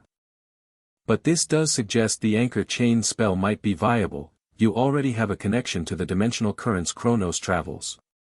Planning continued with renewed urgency, the cultists' capture confirming their timetable. By evening, 3 distinct strategies had emerged. Option 1, the isolation chamber, removing Izuku from dimensional detection during the alignment. Option 2, returning Izuku to his home dimension, severing the conduit Kronos needed.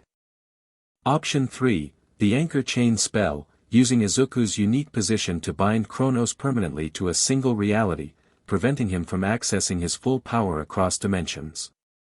Each carried significant risks, none guaranteed success, and time grew shorter with each passing hour. As the guild members dispersed for the night, preparations continuing in shifts, Izuku found himself once again with Erza and Mirajane at their hilltop overlook. The city below glittered peacefully, citizens oblivious to the dimensional crisis brewing above them. 2 days, Mirajane said softly, gazing at the stars. Then we have to decide. I think I already have, Izuku replied. Both women turned to him, surprise evident in their expressions. The anchor chain spell, he continued. It's the only option that addresses the root problem rather than just postponing it. If I go home or use the isolation chamber, Kronos will simply wait for another opportunity, another conduit. But entering the dimensional rift. Erza began. Is dangerous, I know. But I've survived it once before. Barely, Mirajane reminded him. And this would be different, deliberately placing yourself at the convergence point during maximum dimensional instability. Izuku took their hands, forming a connection between the 3 of them. Which is why I need you both with me, not physically in the rift, but channeling your magic through our bond to strengthen the spell. Our bond? Erza questioned. Remember what Ret has said about emotional connections creating magical resonance. He used that connection between me and Mira for his tracking spell. What if we could use that same principle for something positive, channeling power through bonds willingly formed? The concept wasn't entirely foreign to either woman. Fairy tale strength had always derived from the connections between guild members, their bonds demonstrably enhancing their magical capabilities in critical moments. Theoretically possible, Erza admitted. Though unprecedented at the scale you're suggesting. We should discuss this with Levy and Freed tomorrow, Mirajane added. If it could work. If it works, Izuku completed her thought, I wouldn't have to leave. Kronos would be contained, both worlds would be safe, and... He squeezed their hands gently, we wouldn't have to say goodbye. The possibility hung between them, tentative hope amid dire circumstances. None voiced the obvious risks, that the spell might fail, that Izuku might be lost between dimensions, that their emotional connection might not translate to magical efficacy. Instead, they sat together beneath the stars, planning and occasionally allowing themselves to imagine a future beyond the coming crisis. A future where difficult choices gave way to new possibilities, where a hero from another dimension found his place among the fairies, and 2 extraordinary women made room in their lives for someone who complemented them both in unexpected ways. As midnight approached, they descended the hill together, separating at the guild with promises to reconvene at dawn. The next 2 days would determine everything, not just the fate of their worlds, but the course of their intertwined lives. Day 2 brought promising developments from Levy's research team. After extensive magical calculations and consultation with ancient texts, they confirmed the theoretical viability of Izuku's plan. The emotional resonance between magically compatible individuals can indeed create enhancement circuits, Fried explained, displaying complex magical formulas on his rune screen. Especially when the individuals in question possess exceptional magical capacity individually.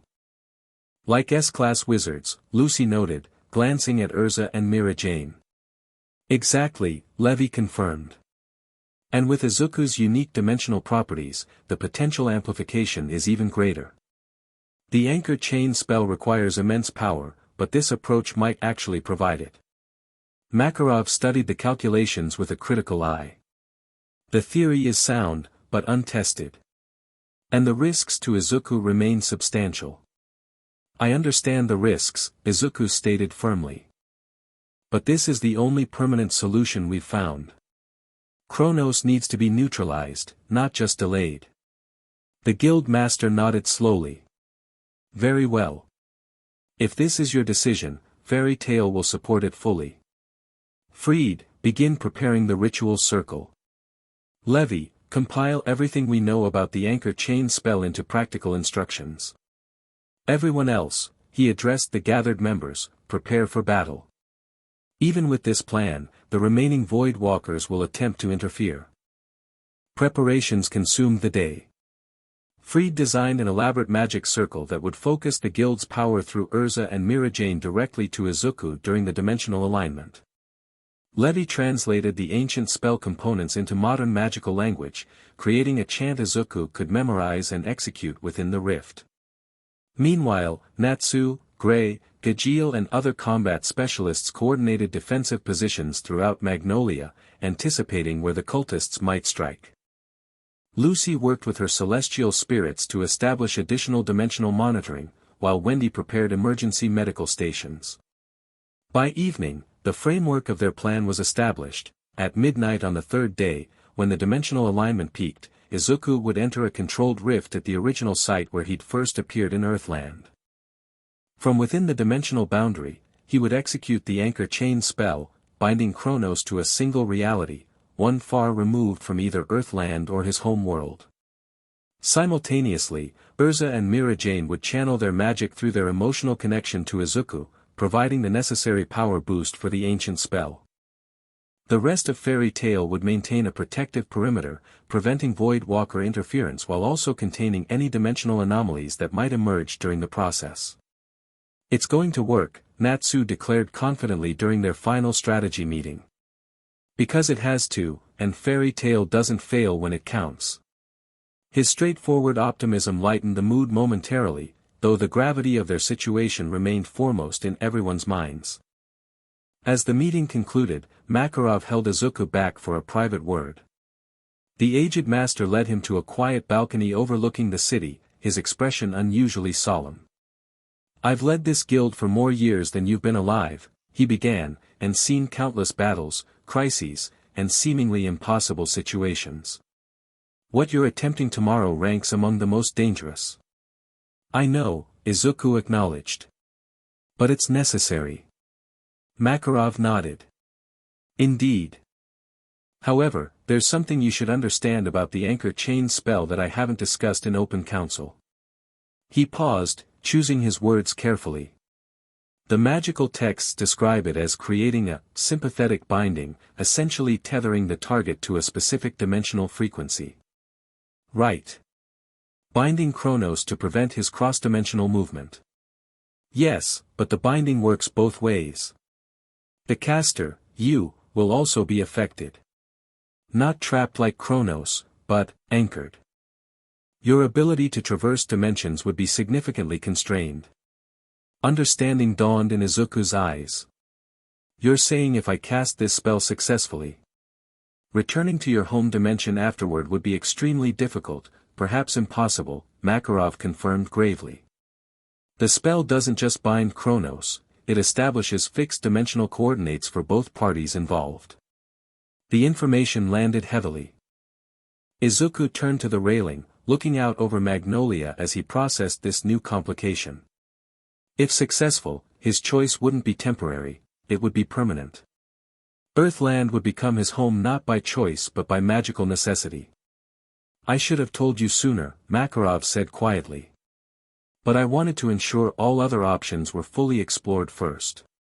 No, I understand, Izuku replied after a moment. And it doesn't change my decision. If binding myself to Earthland is the price for stopping Kronos permanently, I'll pay it. Even if it means never seeing your mother again. Your friends. The world you trained to protect.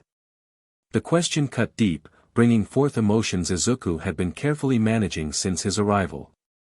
Images of his mother's smile, All Might's guidance, his classmates' camaraderie, all potentially lost forever if he proceeded. I don't make this choice lightly, he finally answered, voice steady despite the emotion behind it. But a hero protects people, wherever they are. Right now, both worlds need protection from Kronos. If my sacrifice ensures that safety. He straightened, green energy flickering briefly around him. Then that's what a hero does. Makarov studied him with aged eyes that had seen countless battles and difficult choices. I expected nothing less from you. But consider this, perhaps speak with Erza and Mirajane before finalizing your decision. They deserve to understand the full implications. Izuku nodded agreement. I'll tell them tonight. As twilight descended on Magnolia, bringing their last peaceful evening before the alignment, Izuku found himself once again seeking out the two women who had become central to his life in this world. They met not at their hilltop this time, but at Mirajane's small cottage near the eastern edge of town, a private space away from the guild's well-meaning but constant presence. Over a simple dinner Mirajane prepared, Izuku explained what Makarov had revealed about the anchor chain spell. So if it works, Erza summarized, you'd be permanently bound to Earthland. No possibility of returning home. Most likely, yes, Izuku confirmed. The spell creates fixed dimensional coordinates for both the target and the caster. Mirajane set down her cup, studying him carefully. And you're willing to accept that consequence? I've thought about it all afternoon, he replied honestly. Weighed everything I'd be leaving behind against what would happen if Kronos succeeds. The choice is difficult but clear. What about your mother? Erza asked gently. Your mentor, All Might. The dreams you had there. Izuku's hands tightened briefly around his own cup. They'd understand. My mom always supported my desire to help others, even when it terrified her. All Might passed one for all to me because he believed I embodied the true spirit of heroism, sacrificing for others when necessary. And us? Mirajane asked quietly. How much are we influencing this decision? The directness of her question demanded equal honesty. Izuku met their eyes in turn, acknowledging the complex emotions that had developed between them. You're part of the equation, he admitted. What we've built in such a short time, it matters to me.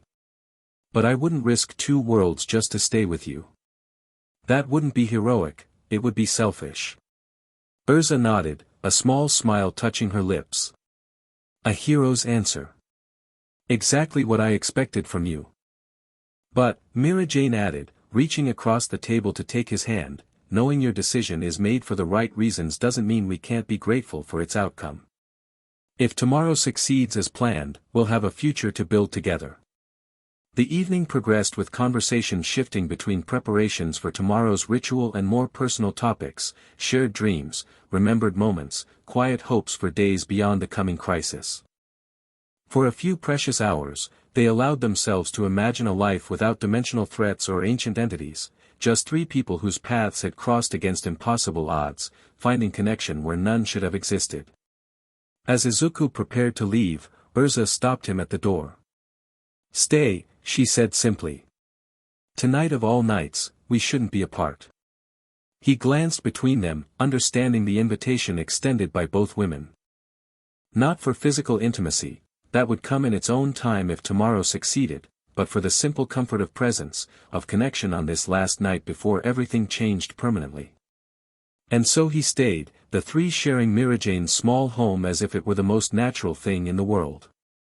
They talked late into the night, made plans both practical and fantastical, and eventually slept in peaceful proximity, Izuku on the couch, Erza and Mirajane in separate rooms, but all under one roof, united in purpose and feeling.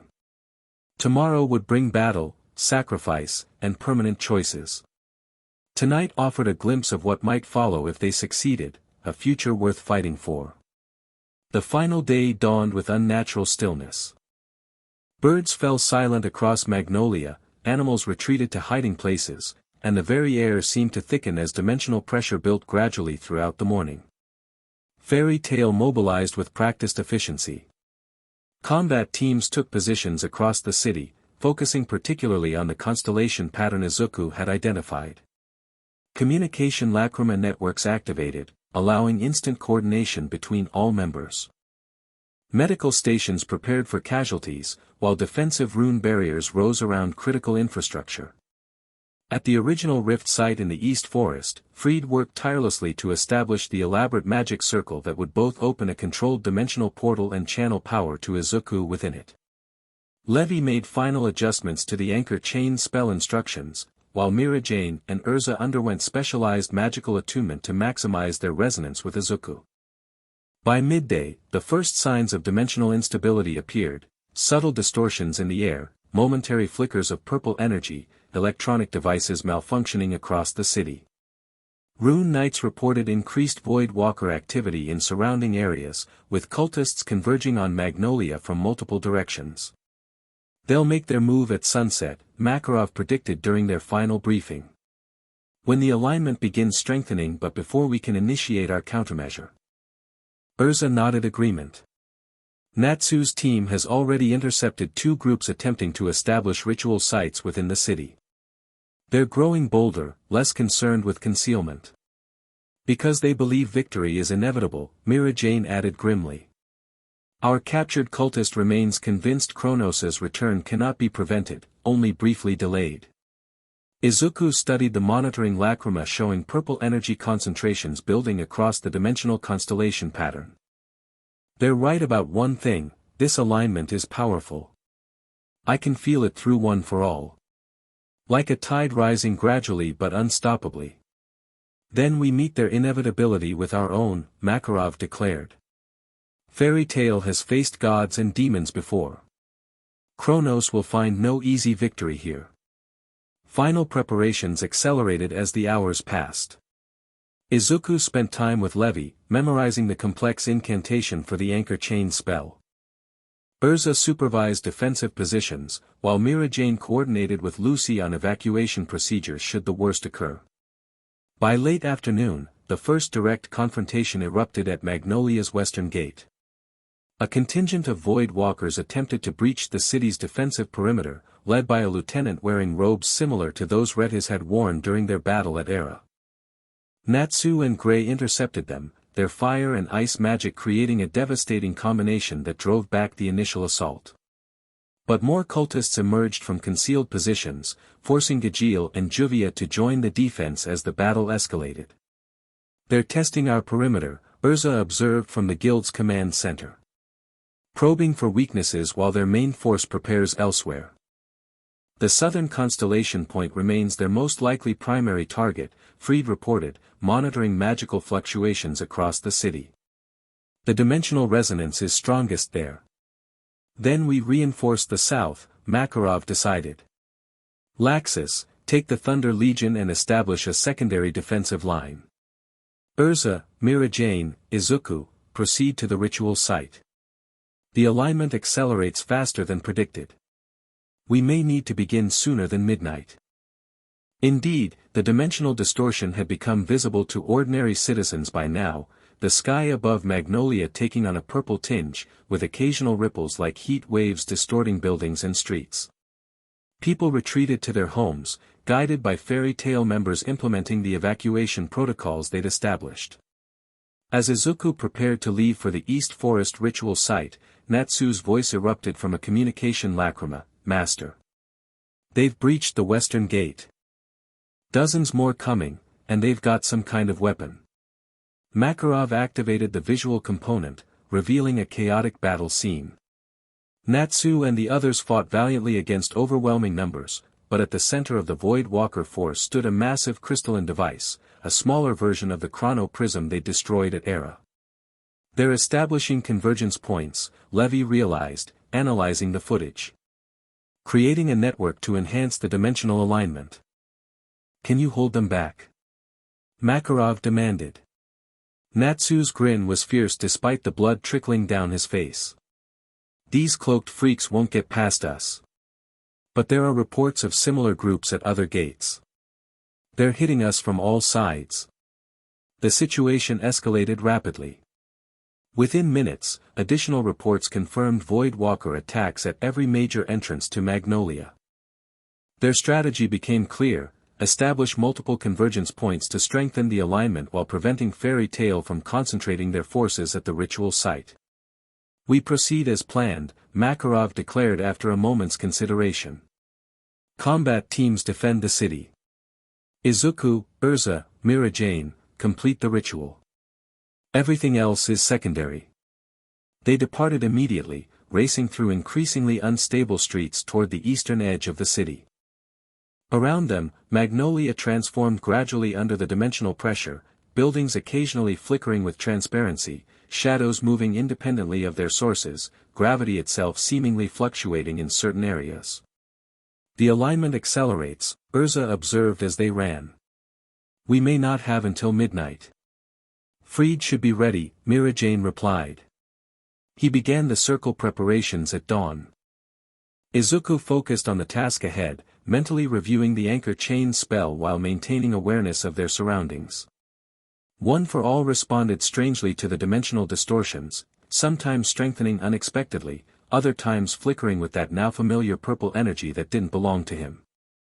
They reached the forest edge as sunset painted the disturbed sky in impossible colors. The dimensional pressure had grown so intense that reality itself seemed to thin, trees occasionally becoming transparent, the ground rippling like water in certain spots. Freed met them at the perimeter he'd established, his face strained from maintaining complex runes against the growing instability.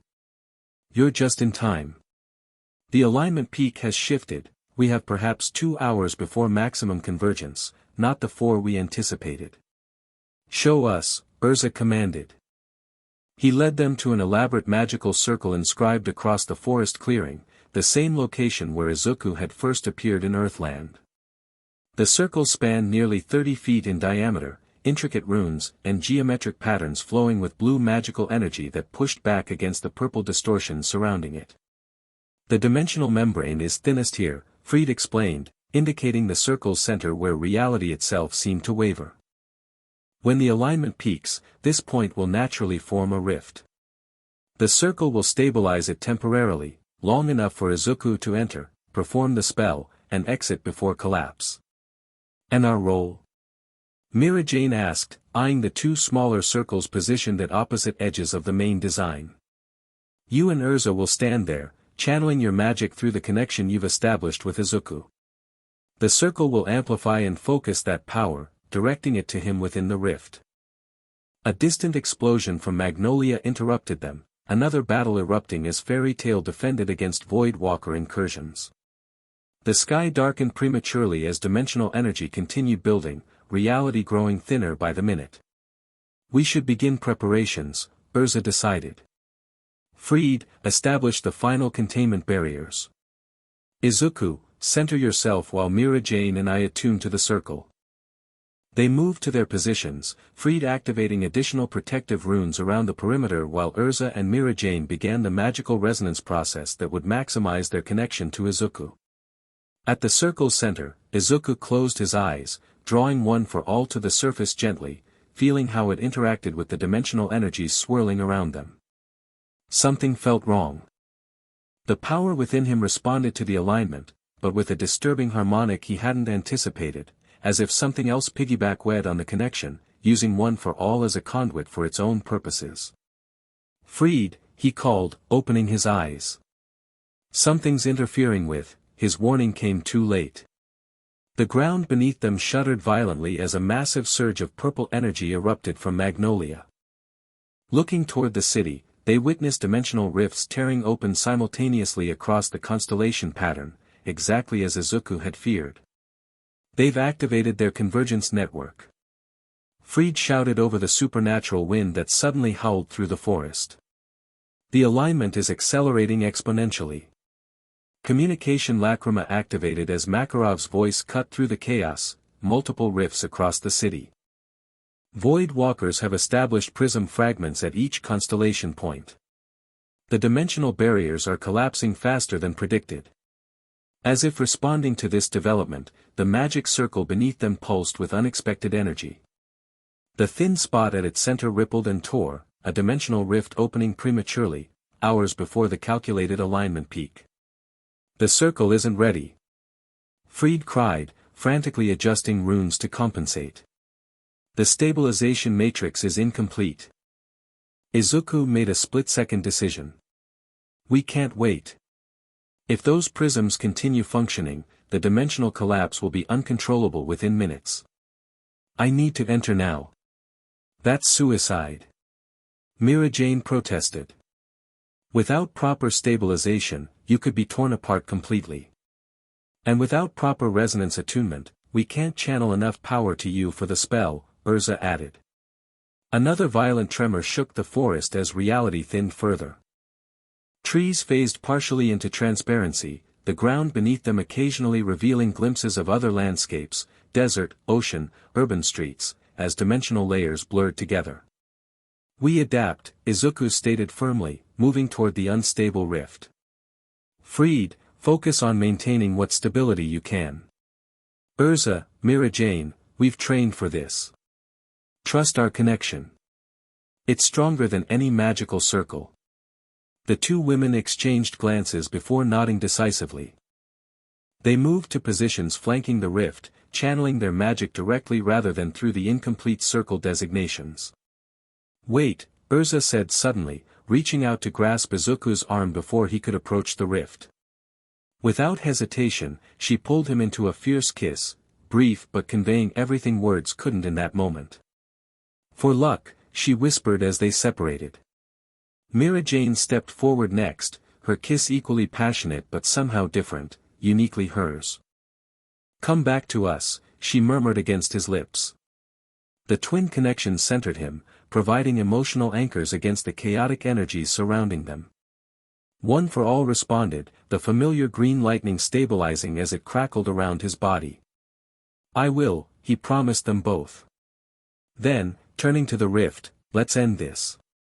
The dimensional tear pulsed with violent energy as he approached, not the controlled portal they'd planned, but a jagged wound in reality itself.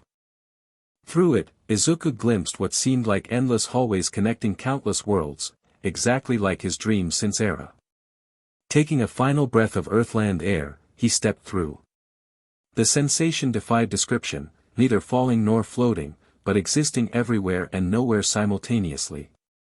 His body stretched across possibilities, consciousness expanding beyond normal limitations.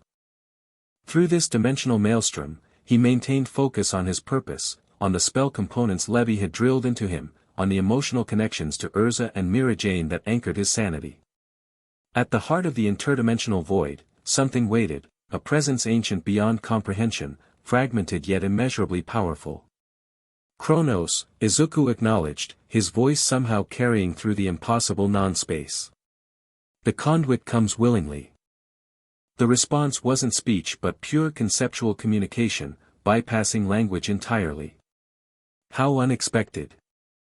I've come to end this, Izuku replied, channeling One for All to maintain his cohesion against the void's pull.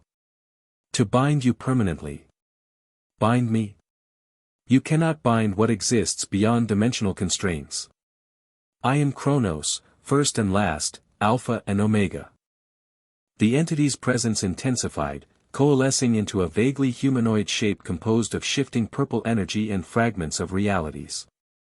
Multiple faces formed and dissolved across its surface, some human, others utterly alien. You have become more than you were, Izuku Midoriya. We are alike now, existing between worlds, beyond single-dimensional constraints. We're nothing alike, Izuku countered, fighting the strange pull of Chronos' presence. You seek to destroy worlds for your own freedom. I'm here to protect them. Destroy. No. Unify. Return all to their true state, single existence, multiple expressions.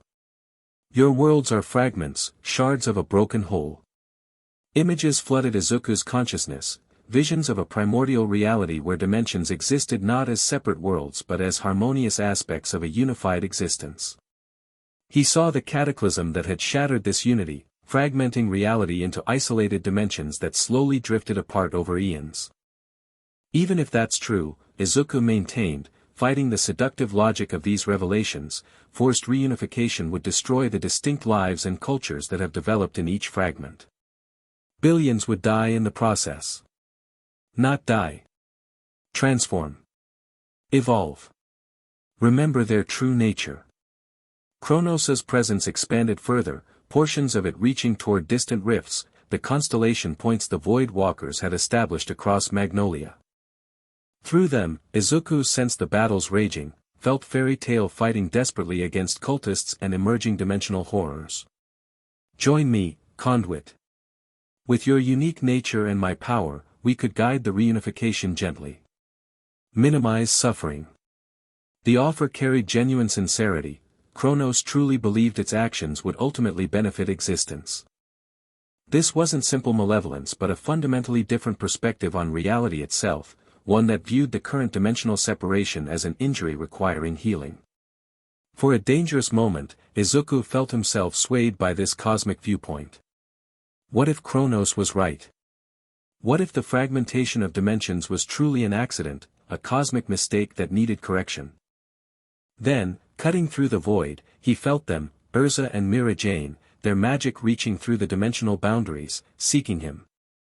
Their power carried emotional resonance that grounded him against Kronos' influence, determination, courage, and something deeper that defied simple categorization. Love. Not just romantic attachment, but profound connection transcending ordinary bonds. The spell. He needed to focus on the spell. Ancient chains that bind across worlds, he began, drawing one for all to its maximum output. Dimensional anchors forged in primal fire. Foolish mortal. Ancient Mildian magic cannot bind me without a focus point of sufficient dimensional resonance, Izuku completed, green lightning intensifying around him as he continued the incantation. I am that focus. I am the anchor point. Kronos' form rippled with what might have been concern. You cannot channel sufficient power. The spell will consume you before completion. I'm not channeling just my power, Izuku replied, feeling Erza and Mirajane's magic flowing through their connection, merging with one for all to create something greater than any individual could produce. I'm channeling the strength of bonds you'll never understand. The ancient words flowed from him with increasing power, each phrase generating golden chains that materialized within the void, reaching toward Kronos' shifting form. The entity fought back, dimensional energy lashing against the magical constructs, but for each chain that broke, two more formed. Stop this. You doom yourself as well as me. The binding works both ways. I know, Izuku acknowledged, pushing beyond his previous limits as the spell approached its crescendo. One for all burned within him like a sun, fueled by the combined power of his connection to Erza and Mirajane. But I choose this fate willingly. Can you say the same? With a final surge of power and the spell's concluding words, the golden chains multiplied exponentially, ensnaring Kronos' form completely. The entity writhed within the bindings, dimensional energy attempting to phase through the constraints without success. No. The reunification. The true reality. Everything returns to fragmentation. Not fragmentation, Izuku corrected, feeling the spell's effects beginning to affect him as well, golden threads wrapping around his own form. Diversity. Countless worlds, each valuable for their uniqueness. That's worth protecting. The void around them shuddered as the anchor chain spell reached completion. Reality itself seemed to groan under the strain as Kronos was forcibly bound to a single-dimensional frequency, far removed from either Earthland or Izuku's home world. Your sacrifice changes nothing in the cosmic scale. Dimensions will eventually reunite with or without my intervention. Maybe, Izuku acknowledged, feeling his own dimensional frequency stabilizing as the spell affected him reciprocally. But not today, and not through forced catastrophe. If reunification is truly meant to happen, it will occur naturally, over time, allowing adaptation rather than destruction. As Kronos' presence faded, bound to its new dimensional prison, the void around Izuku began collapsing. The rifts connecting to Earthland destabilized, dimensional energy recoiling as the entity's influence withdrew. Izuku felt himself falling, or perhaps flying, back toward the original rift, drawn by the magical connection to Erza and Mirajane that remained unbroken despite the interdimensional chaos. Their power continued flowing to him, now serving as a lifeline guiding him home.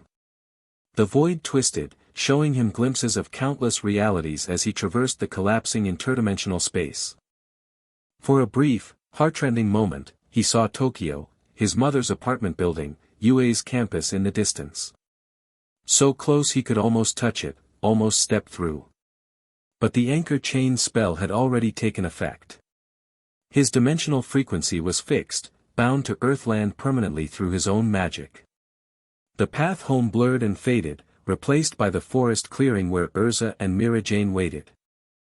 With a final surge of will, Izuku directed himself toward that opening, toward the world that had become his new home, toward the two women whose connection had given him strength when he needed it most. He burst through the collapsing rift with explosive force, tumbling onto the forest floor as the dimensional tear sealed behind him. The magic circle beneath him pulsed once more before fading, its purpose fulfilled despite the premature activation. Izuku. Twin voices called his name as Erza and Mirajane rushed to his side, supporting him as he struggled to sit up. Did it work? He gasped, body aching from the strain of channeling so much power. Kronos. Bound, Erza confirmed, one arm around his shoulders. The rifts are closing across Magnolia. The Void Walker's prisms shattered simultaneously. You did it, Mirajane added, tears of relief shining in her eyes. You actually did it. Around them, the forest gradually stabilized, reality solidifying as dimensional pressure normalized. Through their communication lacrima, reports flowed in from across Magnolia, rifts closing, Void Walkers retreating or surrendering as their master's presence vanished, Fairy Tail members securing the city perimeter. Not just me, Izuku corrected, reaching for both their hands. Us. It was our connection that made the difference. Kronos never understood the power of bonds, that's ultimately why he failed. As the immediate crisis subsided, the full implications of what had occurred settled over them. Izuku looked between the two women who had become so central to his life in this world, seeing the question in their eyes that neither dared ask aloud. I can't go back, he confirmed quietly. The anchor chain binds me to Earthland's dimensional frequency now. This is home, permanently. The mixture of emotions that crossed their faces reflected his own complex feelings, relief and sadness, joy and grief, endings and beginnings all intertwined. Your mother, Mirajane began gently. Your friends there. We'll never know what happened to me, Izuku acknowledged, the reality of this permanent separation finally hitting him fully. I hope they'll eventually find peace with that. It's the sacrifice I chose to make. Erza's arm tightened around him. A hero's sacrifice. One we will honor by ensuring you never regret making this your home. As they helped him to his feet, supporting him between them as they had done after Era, Makarov's voice came through the communication lacrima, the city is secure. All rifts sealed. Return when you can, Fairy Tail awaits its heroes. Heroes. The word echoed in Izuku's mind as they made their way slowly back toward Magnolia. He had come to this world accidentally, a hero in training displaced from his proper timeline and reality. Now, he would remain by choice, a hero of two worlds, belonging permanently to one. The path ahead held unknowns and adjustments. Grief for what was lost would come in waves, balanced against appreciation for what had been gained. But walking between Erza and Mirajane, their strength supporting him physically just as their hearts had supported him across dimensional barriers, Izuku knew one thing with absolute certainty: he was home. Epilogue: 6 months later, morning light filtered through the windows of a modest house on Magnolia's outskirts, illuminating 3 figures moving in synchronized practice. Green lightning crackled around Izuku as he demonstrated a new technique, combining one for all with the magical principles Erza had been teaching him. Better, she nodded approvingly, requipping a practice sword. Now try it against resistance. They sparred briefly, Izuku's enhanced speed matching Erza's masterful swordsmanship in a dance that had become familiar over months of daily training.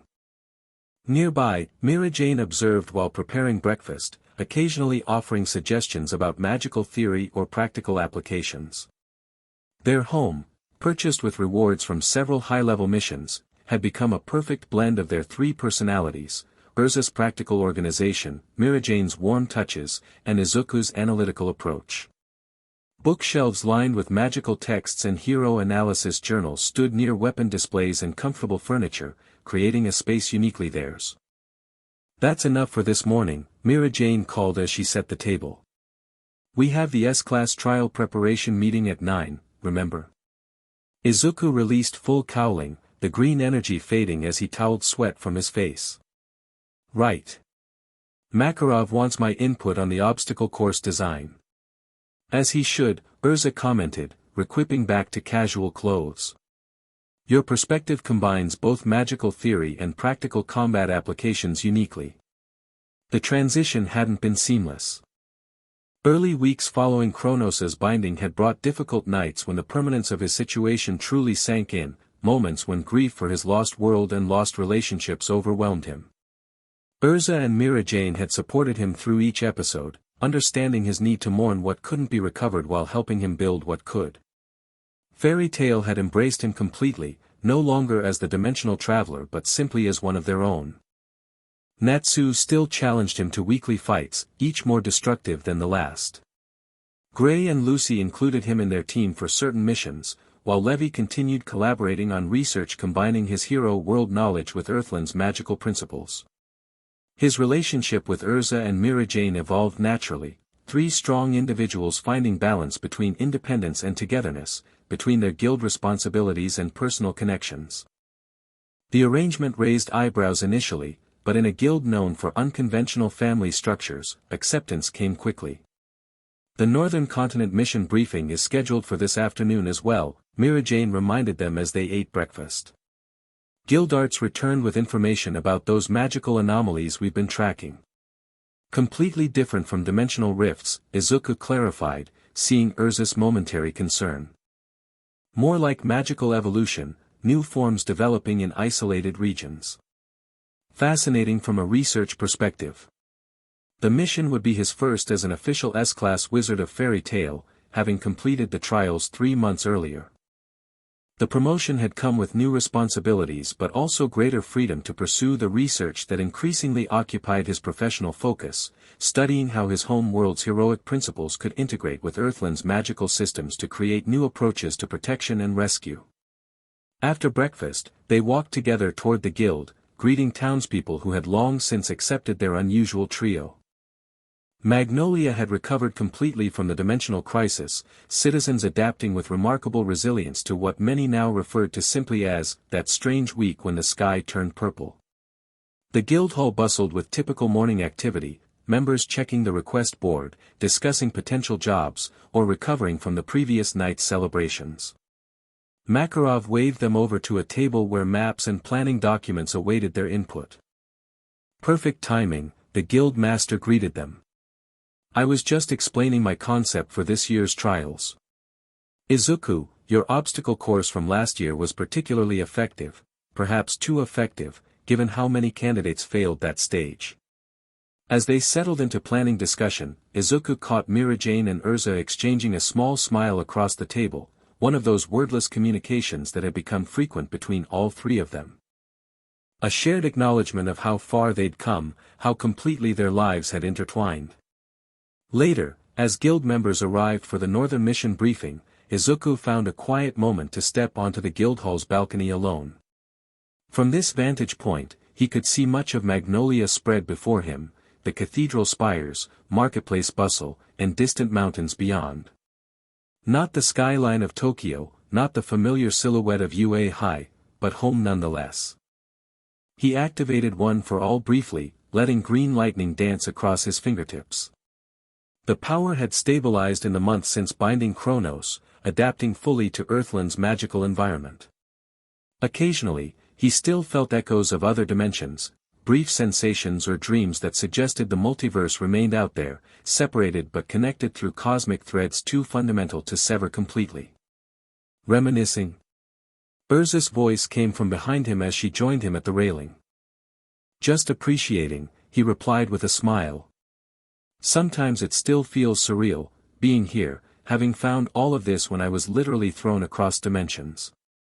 Mirajane appeared on his other side, the three forming their familiar triangle of connection. The best families are sometimes the ones we find by accident. Or across dimensions, Erza added with unusual lightness. Family. The word encompassed everything they'd built together, their relationship, their home, their place within fairy tale's larger community. Not a replacement for what he'd lost, but something new and equally valuable. Below, guild members called for them to join the mission briefing. Another adventure awaited, another opportunity to use his powers in service to his adopted world. Izuku turned from the view, taking each woman's hand as they returned inside. The journey that had begun with a desperate battle against a dimensional villain had led here, to belonging, to purpose, to love in its most unexpected form. Some might call it fate. Others, cosmic accident. Izuku preferred to see it simply as a hero's journey, one that had taken him across dimensions to find exactly where he was meant to be. With one last glance at the fairy tale emblem proudly displayed on his arm, Izuku joined his family, ready for whatever adventure came next. The end. Thank you for watching this video. Please be sure to subscribe to our channel and like this video.